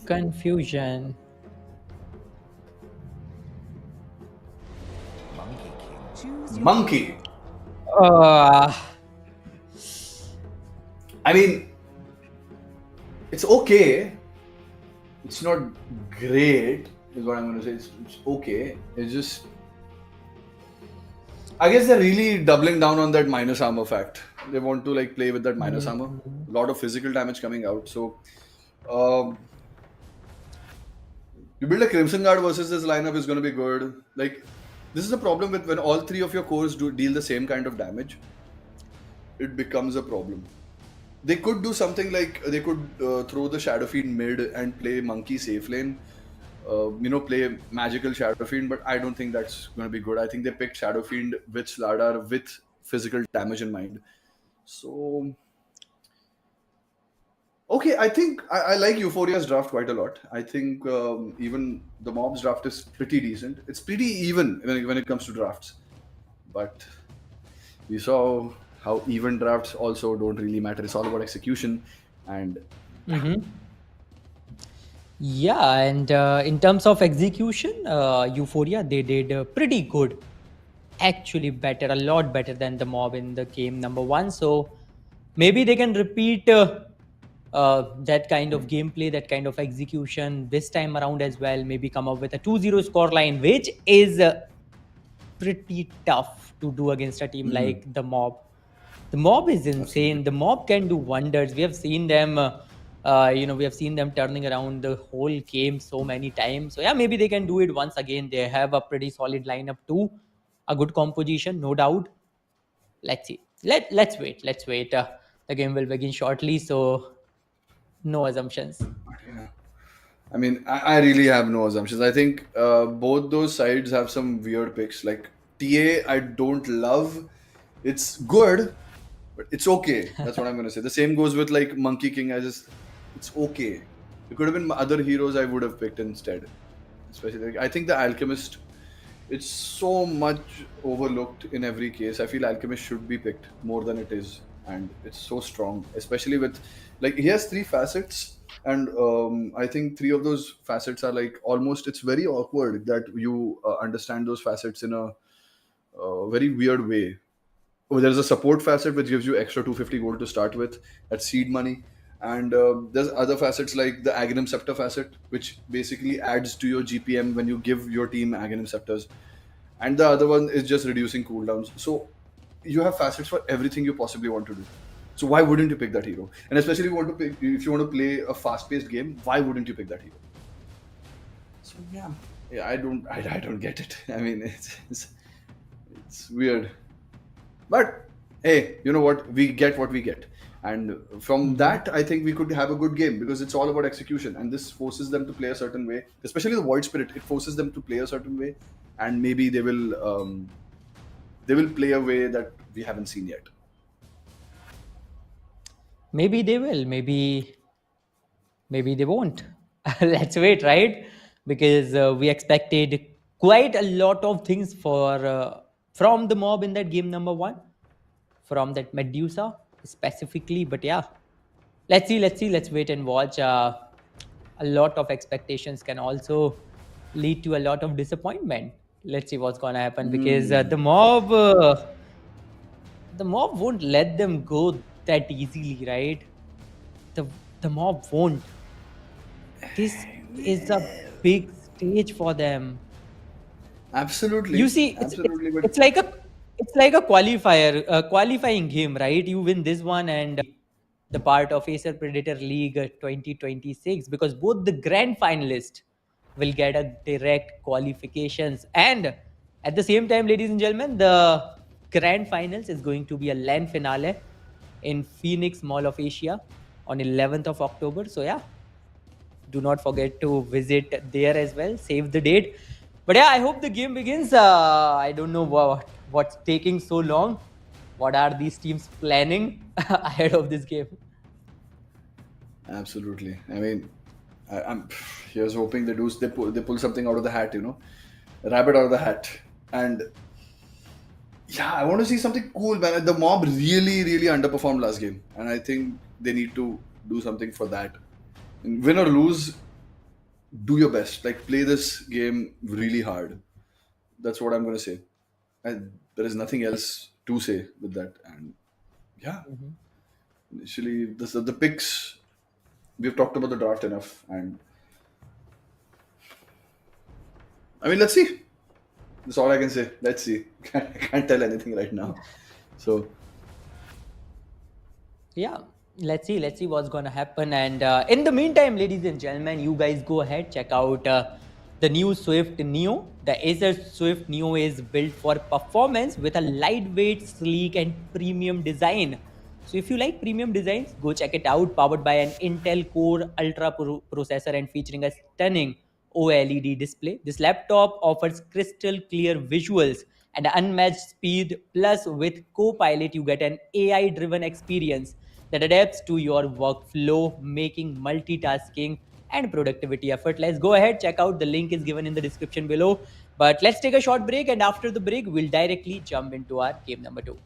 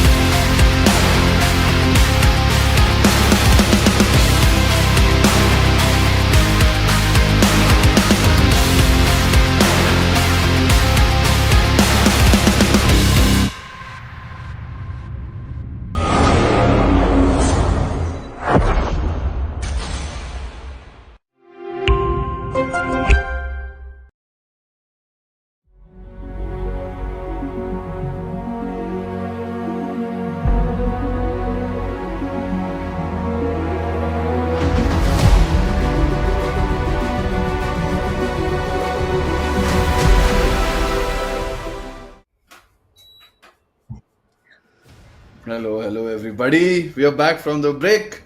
I'm joined by Start Clashing, and we are going into the game number 2 between the Mob and Euphoria.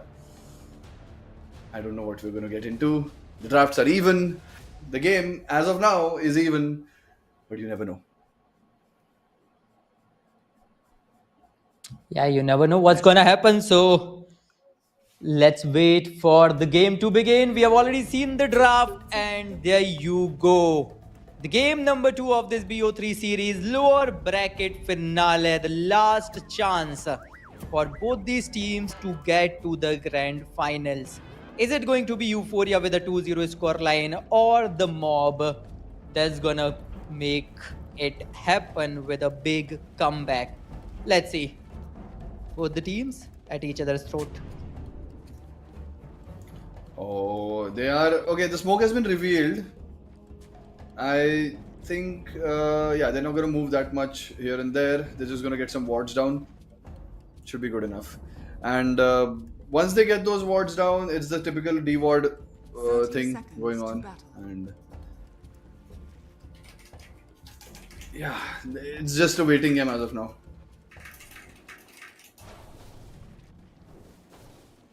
And okay, he's been melding there. He's waiting. He has double meld. One more meld. Yes, Shadowfiend is a big trouble. He dies first. Okay, Monkey King just gets down. But then again, one more meld. Will he die? Yes, he does die, but not before he also helps getting the tusk. Good initiation from the Mob. TA does not get the first blood. And yeah, it is also... It's important that a Monkey gets a good start.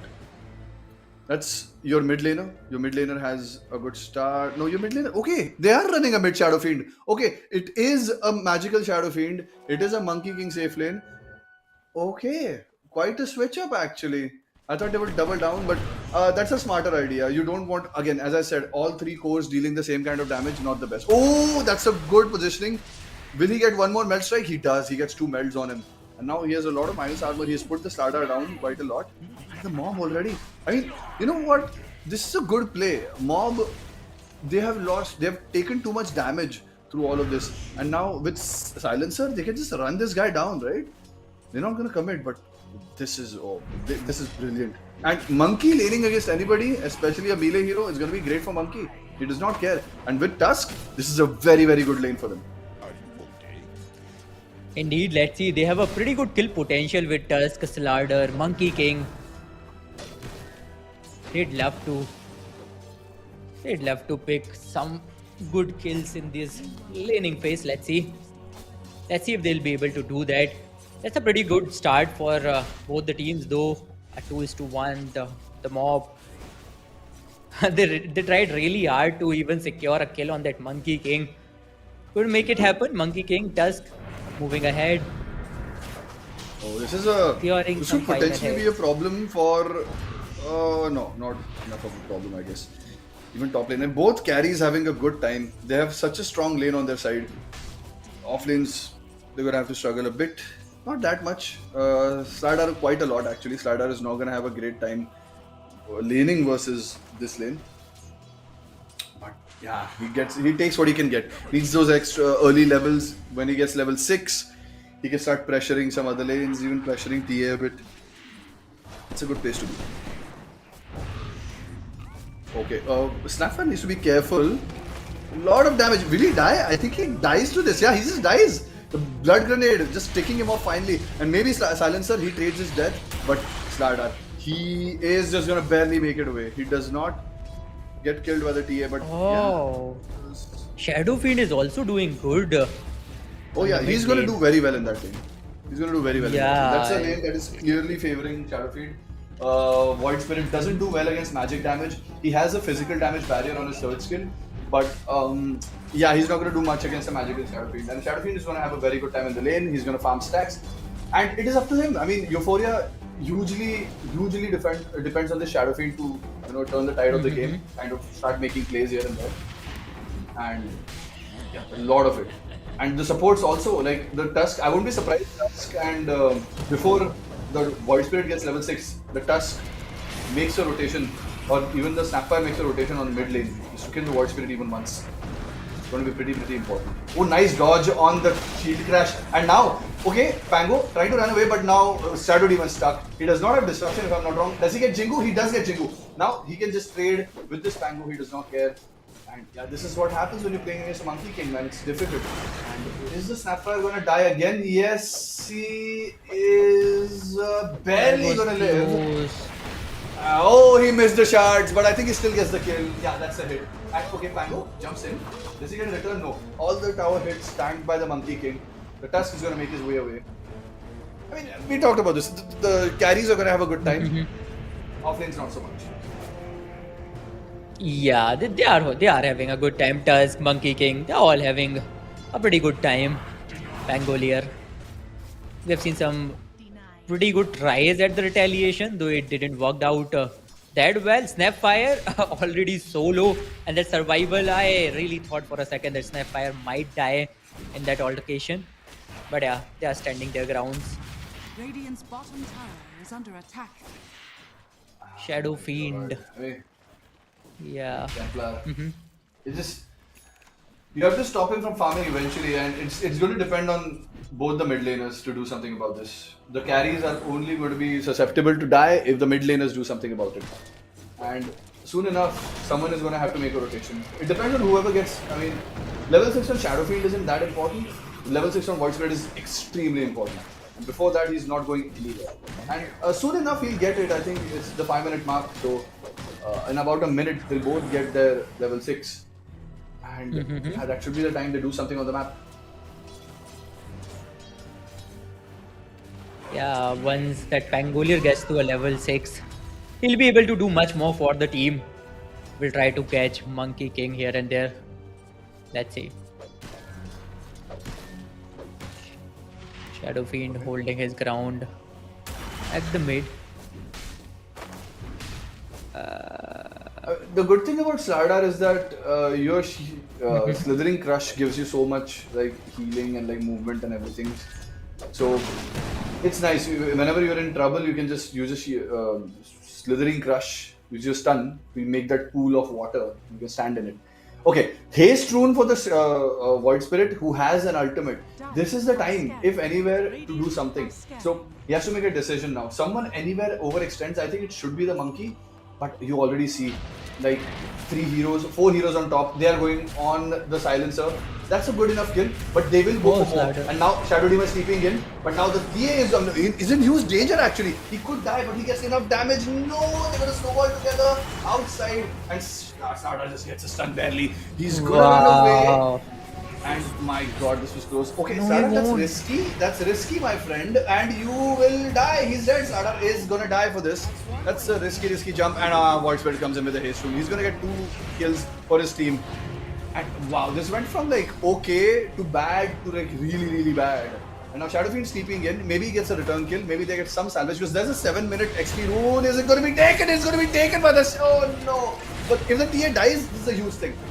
SF, he can get something done here. Okay, Void Spirit trying to make his way out. He has an ultimate. He runs away. He gets the XP. He runs away.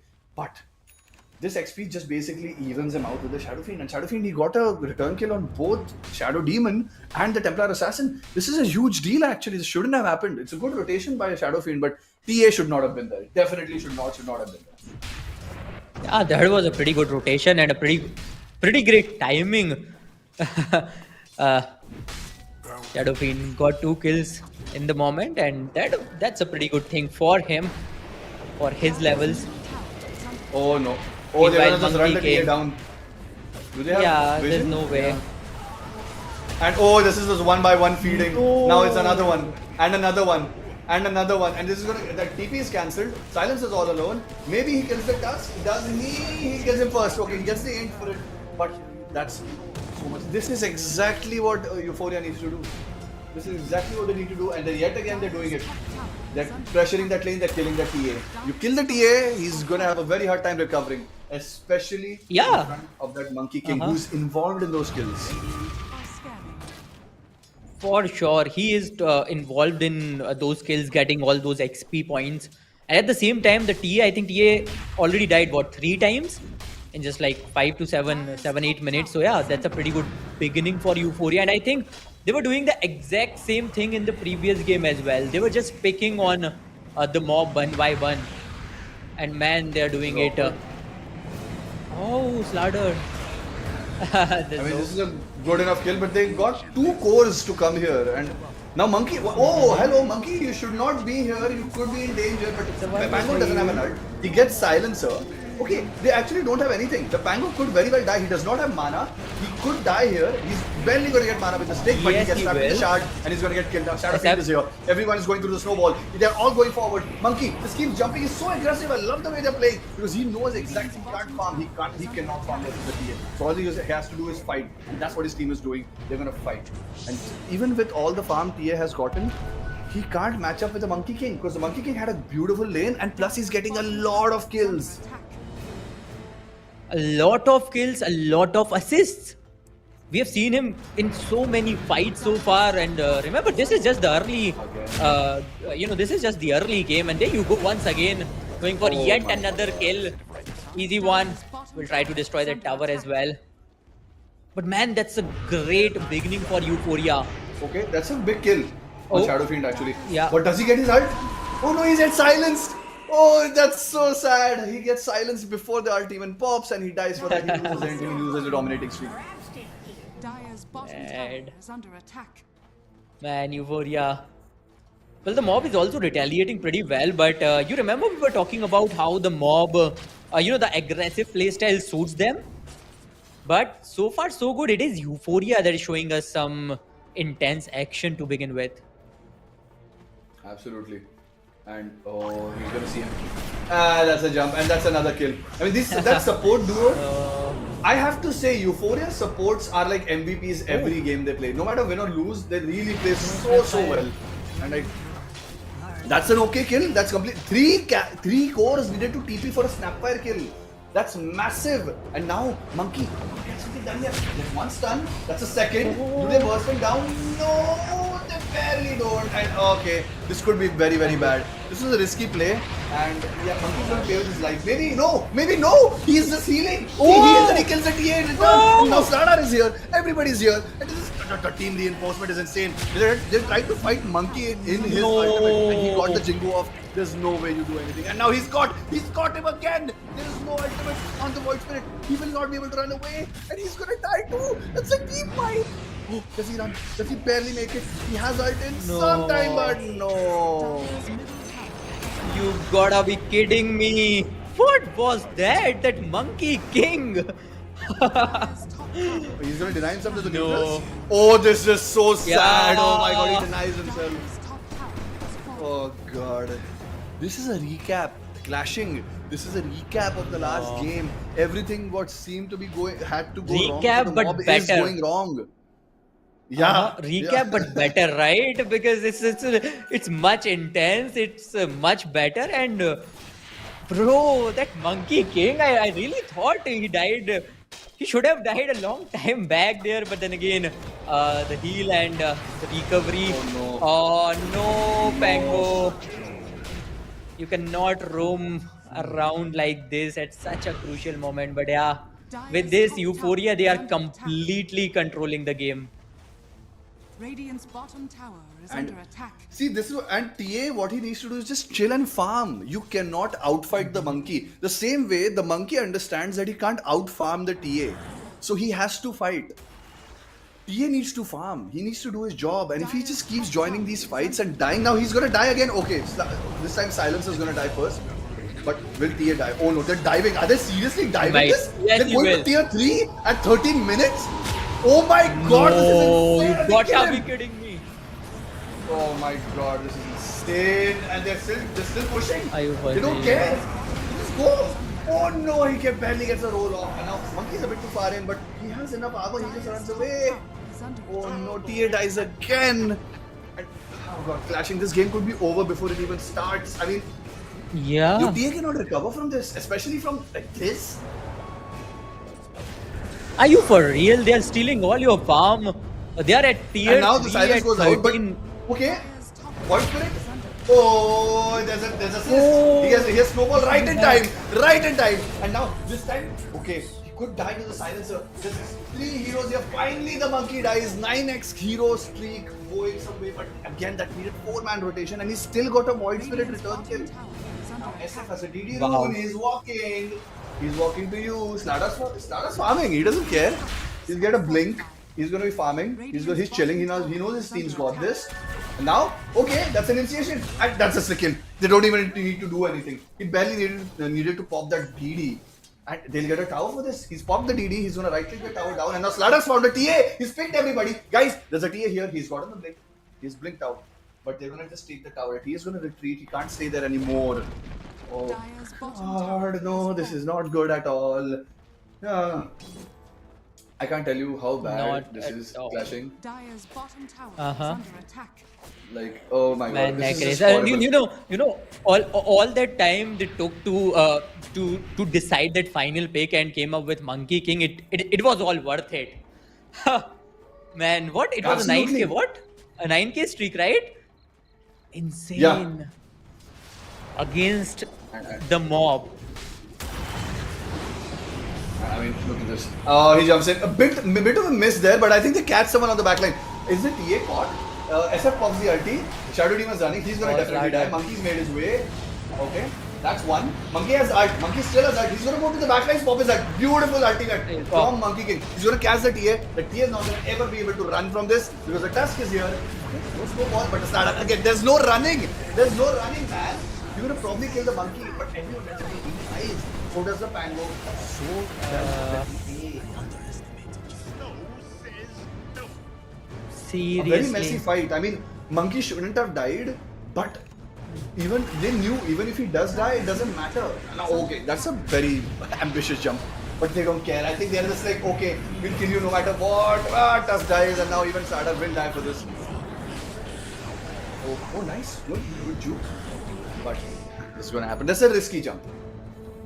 It was. But this happened They earlier knew also. what they are- Euphoria overextended last time, so Uh-huh. it's fine.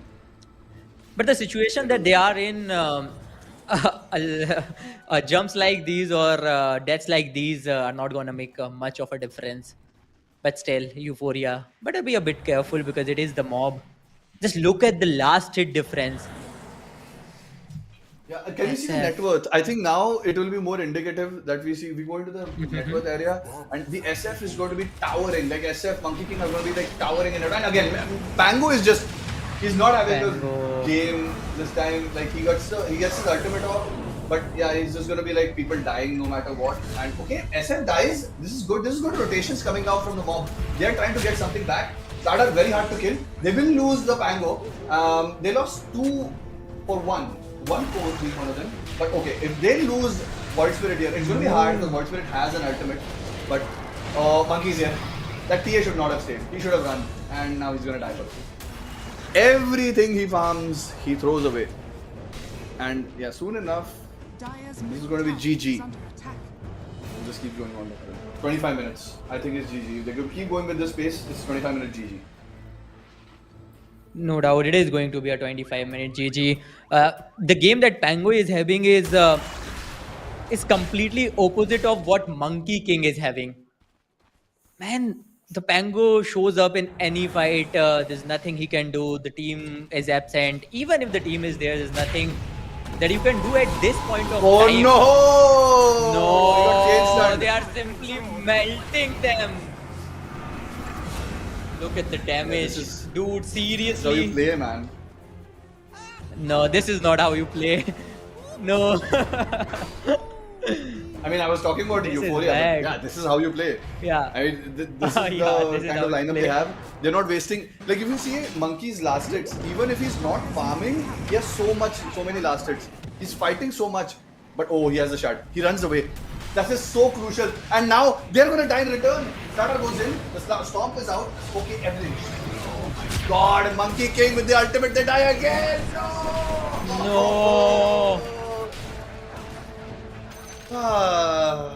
The one hero they thought they could go for, and Monkey King had a shard, so he just jumped away.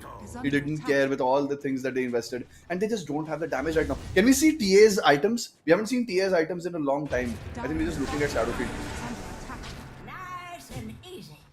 And Yeah, he just blinks away. Man, I want oh to see man. TA's items. TA barely. I think TA barely has anything. He has like one blink, probably a. Oh my God! Not again. And yeah, they're just gonna keep going. They're just gonna keep going. The map is theirs. People just keep falling. Dire's top I just tower want to see is under what attack. TA has made. See, Radiant yeah. Okay. TA. Boom. TA is dead again. And It doesn't this is matter GG. anymore. I think this is Necklace. GG. Yeah, it is GG because the difference is so huge now. Just look at them. They are simply annihilating anyone that is coming their way. The Pango cannot do anything. The TA is completely, I'd say, broke, destroyed. Oh, he's dead. Pango's Couldn't dead. do anything. No. Oh no! Yeah, he. No! No! No! No! No! No! No! No! No! He just barely got it. He barely got it, and he's sleeping out. Oh my God! It was so close. I mean, that stun. He didn't drain as much mana as he needed to, but Slada's just going in. He has so much, and the shard just perfectly connects. Yes, you will get a kill. It's like a kill per minute, you know, a kill, 2 kills per minute. Dire's middle tower is under attack. Which is insane. God. Oh no, not TA, not you, man. You shouldn't be there. You saw your team. Just see me out, bro. And she Oh, dies. that again. Pango. The Monkey King ult. No one else is dying. The Slardar doesn't die. Shadowfiend just jumps inside tier 3s. The diving tier 4s, guys. Oh my God, they kill. Okay. Okay, maybe they get a Snapfire. They do. They get a Snapfire. Fine, that's something. But does the Shadow? Okay, he has an ultimate. He has the silence, but he jumps in. That's not a good place to jump, my friend. You should have jumped out. And now you've died. And this is a GG. guys, this game is over. This game is over. Yeah, Nakris, this game is over. I don't know, the mob, they can maybe try for maybe 2, 3, 4 more minutes, but yeah, it's not gonna change the course of the game or the results of this game because Euphoria, they were just that good. I cannot believe this is the same team that we have seen yesterday. The execution is so flawless. Wow. Absolutely. Just playing out of the mind. Can we see? I mean, yeah, again. I think he's gonna die. Oh, no, okay, monkey. He runs away. Good call. He runs away. He may die for this. Yeah, he is gonna die for this. That's a big kill. But no! What? No, What? he Glimmer isn't kill and dead. Sluggus, and now he goes back again. Oh my God! The team is going so fast. They're always there. This guy can play as risky as he always wants, and this is oh my God, guys. At this point, How? if 5 people can't kill one hero, The Guys. mob, I don't know how can you expect to win this. This is insane. That Monkey King? What? I don't know, man. I think they should just call it a GG. What are they waiting for? guys, No. the TA is not. And this is my Necris. problem with TA. You know, this is what I talked about. Like TA, you don't follow a game plan, and you're just so delicate. You just die. Oh, Yeah. they're trash talking. You only know how to Is under watch. attack. Bad. Guys, trash talk is on. And I'm like, I'm thinking, he's getting a bit insane. At least he will play in Russia. Russia he'll perform. Oh God. I think, yeah, this is also that, you know, trash talking is part of the game. It's the fun part. Dire's And bottom tower is that's under what makes this attack. game, you know, like more competitive. Oh my God. Well, yeah, indeed it does.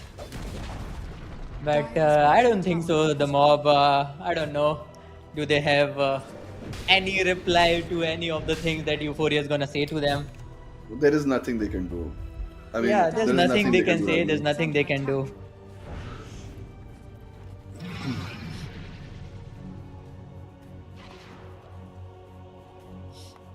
And can we see other items, please? I'm watching Shadowfiend for the past 22 minutes, man. Under attack. Can I see some other items? Some other hero, please? I want to see like TA. I just want to see the TA situation. Okay, silence, and that doesn't matter because he just BKBs and kills everybody. Yeah. Guys, call GG. I mean, GGWP. Oh God! Oh my God! This No, game. seriously. 51 kills, half Oh, century, guys. man, this Slardar, this Monkey King, they're running wild now. Oh no. Okay. They don't care. They don't want a Look tower. at that jump. They just want to kill. GG. Finally. They're punishing them. Yeah. Finally, the GG has been called. Ladies and 45 gentlemen, kills.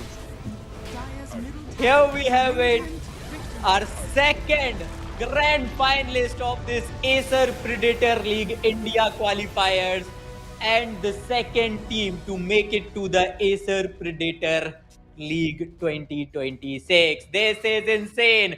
This is the team. They are the ones going to the length finale alongside the last hope, and that is going to be an amazing matchup, amazing rematch, if I must say, because we have seen the last hope defeating Euphoria yesterday. I am so excited for this neck race. I don't know what will happen when this team, and if Euphoria decides to play like this against the last hope, man, that's going to be complete chaos all around the stadium. Remember, that's going to be a LAN, guys. Oh my God, what was this Wow, game, man? Oh my God. And I mean, in a that way, was so I expected freaky. it to happen because the way their form was like so good. Their form was like insane. Mhm. And the way what they wanted to do this whole game, they Yeah. executed to the T. And I felt like, maybe if it does happen, if it does work a certain way, I think it happened well. They executed well. Everything Euphoria needed to do. Game one, game two, they played it so good. Congratulations. Very well deserved. And Mob, it's just like their drafts were like somewhere else. They are somewhere else. And I don't understand. Like it's not supposed to be this one sided. And if it becomes this one sided, I don't know where you are. I mean, I know you guys as finalists. This was not finalist performance, unfortunately, and this was just not their Mhm. day. We'll see the Yeah, scoreboard soon enough, and I mean, we'll see what the hell happened in that game. Really, no doubt.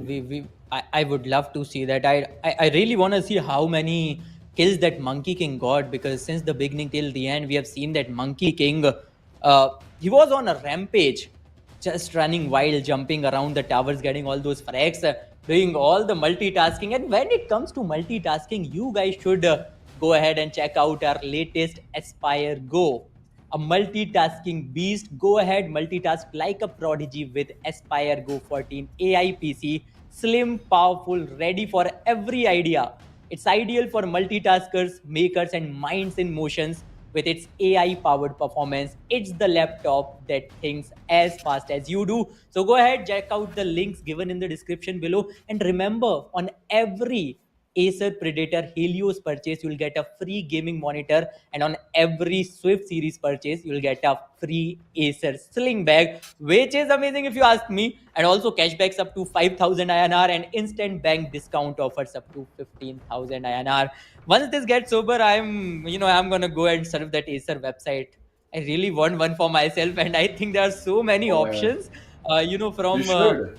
Bees. Yeah, and these laptops are so mobile. We were just talking, Necraze, how you cannot carry that PC anywhere. So I think Yeah, every gamer should have a laptop, a gaming laptop from Acer.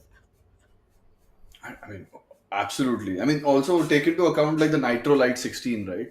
That's also such a good. It's Oh, a white laptop. It's white. It's clean white, and it's like it has RTX 4050. It has 13 Gen Intel core processors. It has a huge screen which is 165 hertz. It's crazy, and also dual wow. fan intake. No cooling problems ever. So that's something. And check it out, guys. I mean, this offer is not gonna it's not gonna stay forever. So you should check it out now and just pick it up. You never know when you need to game, man. Yeah, and especially for those who likes a sleek setup, you guys should go ahead and check out that Nitro Lite 16, because a setup with a theme, that is a dream of many. I think that's a dream of mine as well, Necraze. A setup of dreams. You have a sleek white laptop, white keyboard, a white setup, or a black theme, whichever theme you like. So yeah, if you are in whites, go ahead, check out. The link is given in the description below. But it's time for the scoreboard. I hope the scoreboard is here. There you go. Let's see what happened Whoa. in this game number 2. Oh God. 0-12, 3-11, 3-13, 2-13. Yeah, people just fed all over the board. And look at the kills on that Monkey King. He was so active. I love that he made those items, just Diffusion, Echo Saber, Manta, and of course the Corrosion Orb. It's so good. You just murder people and you didn't waste time like farming. And You're he did fine. it, You just no? jump around the whole place. Exactly. Just murder. And what a great, I mean, their drafts were so even. It's execution, execution, execution. I obviously would give the edge of the draft to Euphoria because of that Slardar pick. But I mean, Uh-huh. they could have won. Mob could have won. Just needed to play a certain way. And now I see like TA has a Desolator and a Dragonlance. What is he going to do versus all these very, very tanky heroes? And I mean, when a monkey is an alt, he has so much armor, you can't kill him. Look at the damage, man. Look at the I damage that cannot monkey did. believe it. 33,000 damage. And Oh look at my the damage god. that Jackie did. TA. 9,000. Oh yeah, 9,000. That's even Not less even a than the single kill. Snapfire. In fact, Yeah, he didn't get this to. is where they lost. Yeah. And see, No, that's the man, problem. this What is they needed to sad. do is keep that TA farming and distract, distract, distract. You need like some sacrificial, someone running around somewhere just dying so that the TA doesn't die. But I mean, you need to read Euphoria a bit. These guys, they were on top of their moves, and this is not the way you play the game, and they paid for it. Euphoria are your second grand finalist. You're going to be going up against Last Hope on the 11th of October in LAN. So please, guys, go for it. Go check them out online because it's going to be a crazy game. I think if this was For any sure. testament, Euphoria is bringing their A game, man. And Last Hope Uh-huh. needs to look out. They took one game off of Last Hope, so it could be possible that finally we have different champions.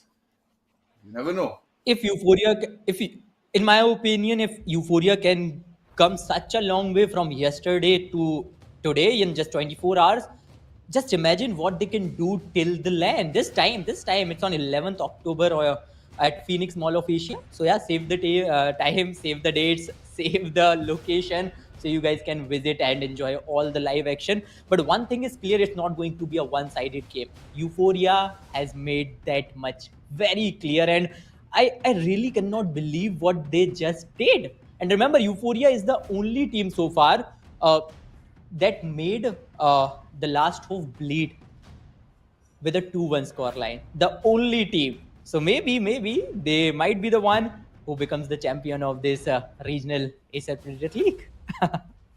Maybe, Who knows? but Maybe until not. then, guys, we have to take your leave. Clashing, it is always a pleasure. It's always a pleasure casting with you. I hope Pleasure you is all all had mine, fun. sir. Hey, man. Bro! So it's fun. It's fun. Yeah. And I hope you guys had fun. We had a lot of fun. And you can continue to have fun. Please check out the Acer website. Check out the laptops we have in range because they may suit some of your requirements. And more than anything, check out the LAN series that's going to happen on 11th of October. Till then, we are signing off. Thank you to the production. Thank you to everybody who made this possible. Thank you, bye. Great time. And of course, the Observer and the production, everybody. Thank you so much. You Yeah. make this possible. And thank you so much, guys. We'll see you whenever we see you next.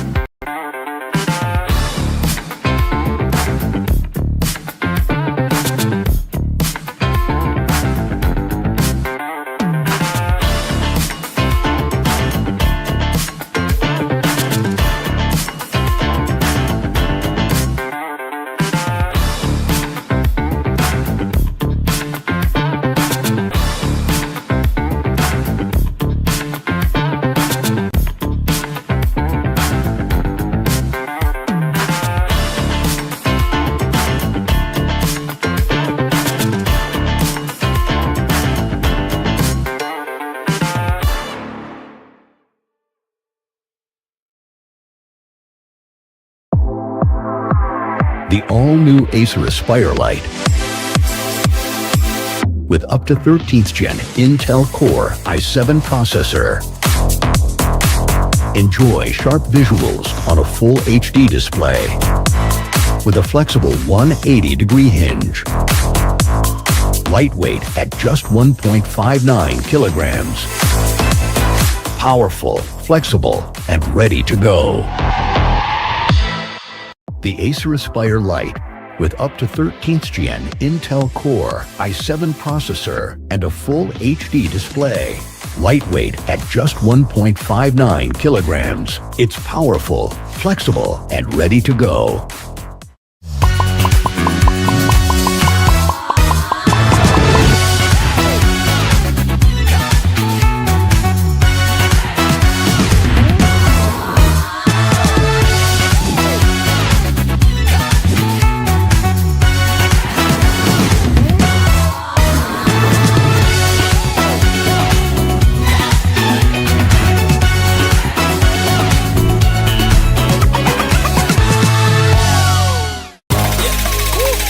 Acer Iconia.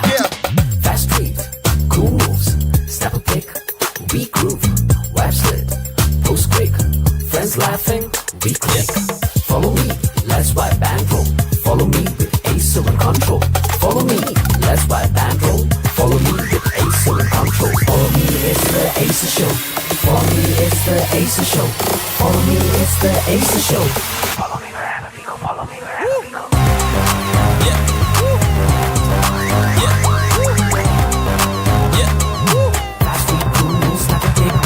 Vibes let those big friends laughing we click. Follow me, follow me, go. Follow me, follow me, go.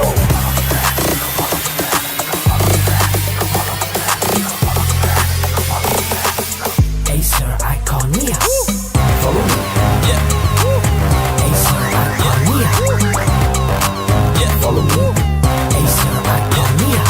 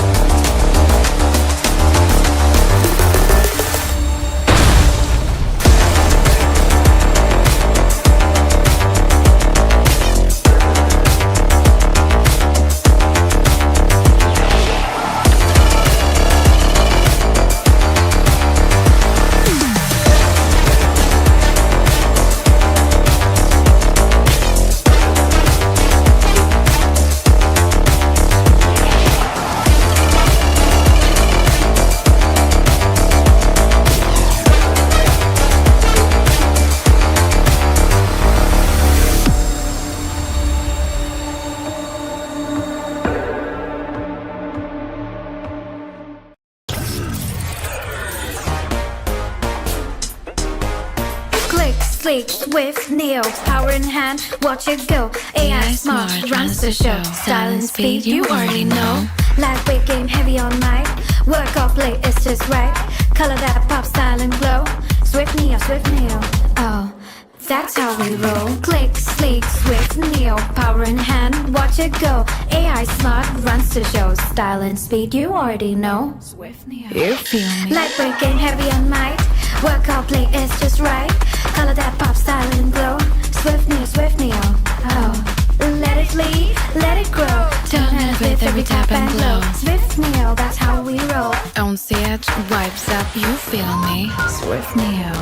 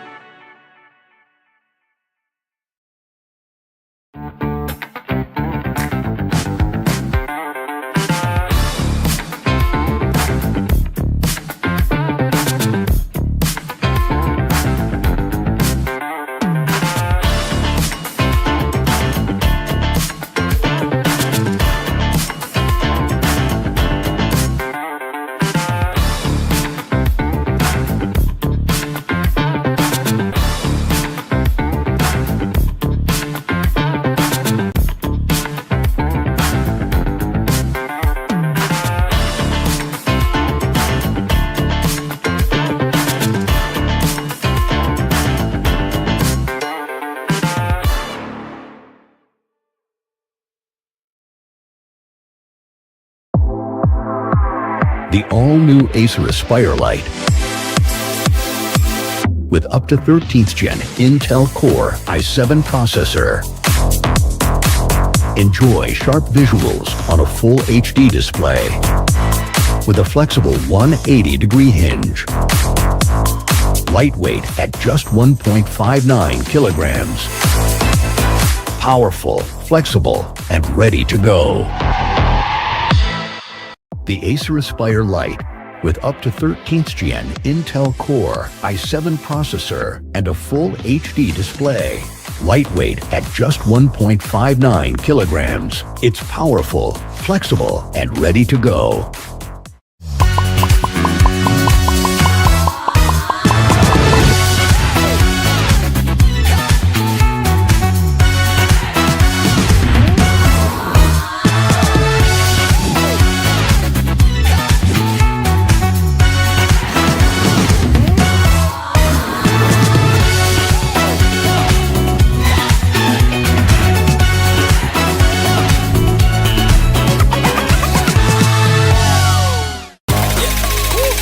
Acer Iconia. Fast street, cool moves, step a pick, we groove, web slid, post quick, friends laughing, we click. Follow me, let's wipe and roll. Follow me with Acer and control. Follow me, let's wipe and roll. Follow me with Acer and control. Follow me, it's the Acer show. Follow me, it's the Acer show. Follow me, it's the Acer show. Follow me wherever we go. Follow me wherever we go.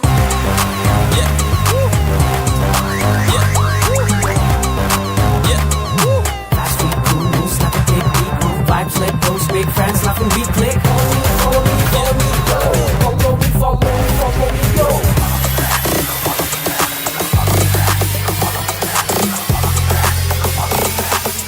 Acer Iconia. Follow me. Acer Iconia. Follow me. Acer Iconia.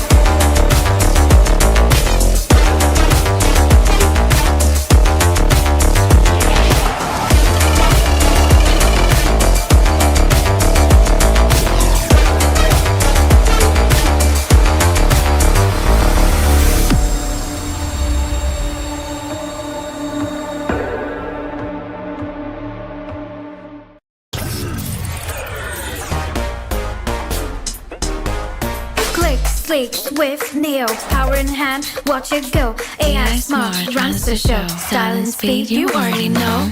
Lightweight game, heavy all night. Work off late, it's just right. Color that pop, style and glow. Swift neo, oh, that's how we roll. Click, sleek, swift, neo, power in hand, watch it go. AI smart, runs the show. Style and speed, you already know. Swift Neo. You feel me? Lightweight game, heavy all night. Work out, play, it's just right. Color that pop, style and glow. Swift neo, oh.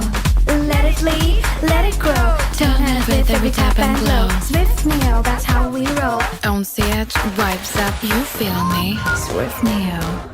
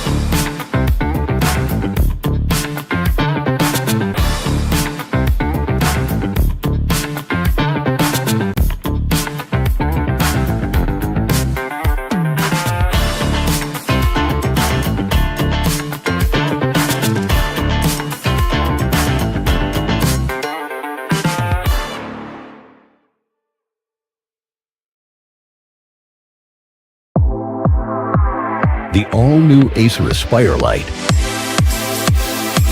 With up to 13th Gen Intel Core i7 processor. Enjoy sharp visuals on a full HD display. With a flexible 180-degree hinge. Lightweight at just 1.59 kilograms. Powerful, flexible, and ready to go. The Acer Aspire Lite, with up to 13th Gen Intel Core i7 processor and a full HD display. Lightweight at just 1.59 kilograms. It's powerful, flexible, and ready to go.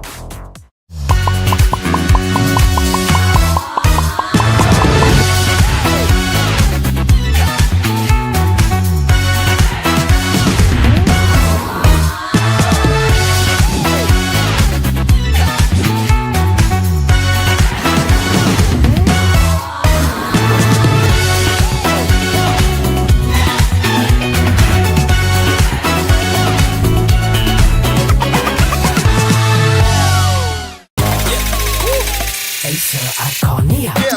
Fast tweet, cool moves, step a pick, we groove, web slid, post quick, friends laughing, we click. Follow me, let's wipe bankroll. Follow me with Acer and control. Follow me, let's wipe bankroll. Follow me with Acer and control. Follow me, it's the Acer show. Follow me, it's the Acer show. Follow me, it's the Acer show. Follow me wherever we go. Follow me wherever we go.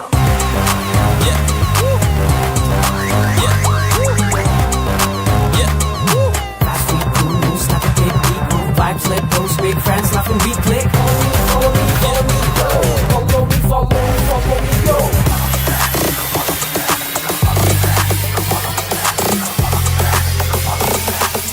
Acer Iconia. Follow me. Acer Iconia. Follow me. Acer Iconia.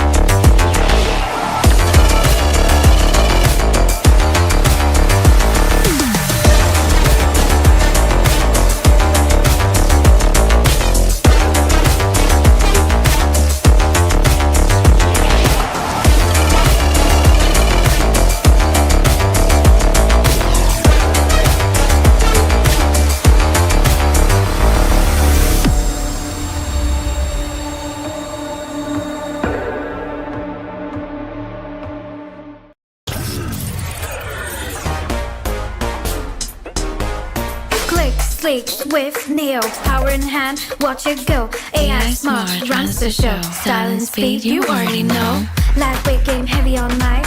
Work off late, it's just right. Color that pop, style and glow. Swift Neo, oh, that's how we roll. Click, sleek, swift, Neo, power in hand, watch it go. AI smart, runs the show. Style and speed, you already know. Swift Neo. You feel me? Lightweight game, heavy on night. Work off late, it's just right. Color that pop, style and glow. Swift Neo, oh. Let it lead, let it grow. Turn and with every tap and glow. Swift Neo, that's how we roll. On stage, vibes up, you feel me? Swift Neo.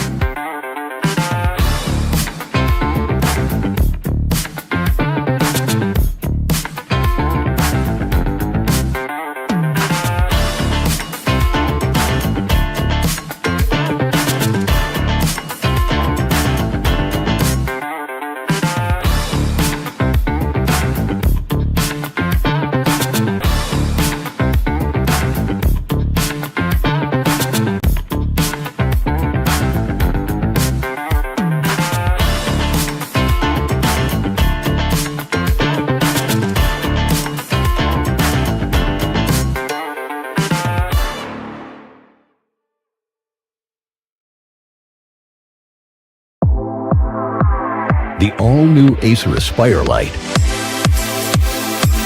With up to 13th Gen Intel Core i7 processor. Enjoy sharp visuals on a full HD display.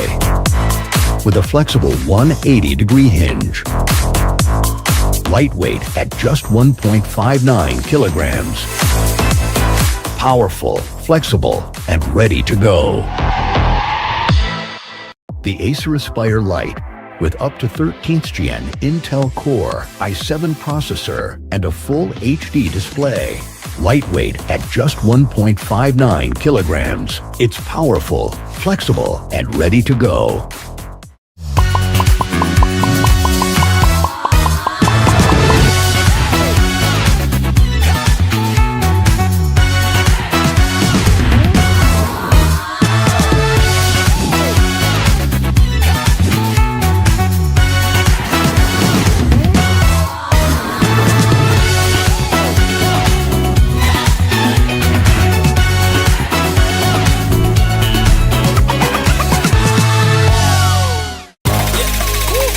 Acer Iconia.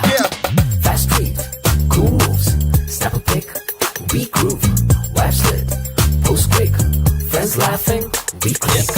Follow me, let's wipe and roll. Follow me with Acer and control. Follow me, let's wipe and roll. Follow me with Acer and control. Follow me, it's the Acer show. Follow me, it's the Acer show. Follow me, it's the Acer show.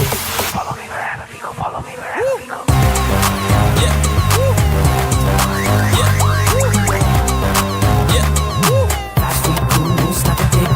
Vibes, let those big friends laugh and we click.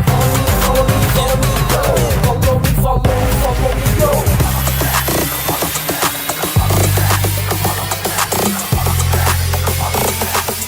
Acer Iconia. Follow me. Acer Iconia. Follow me. Acer Iconia.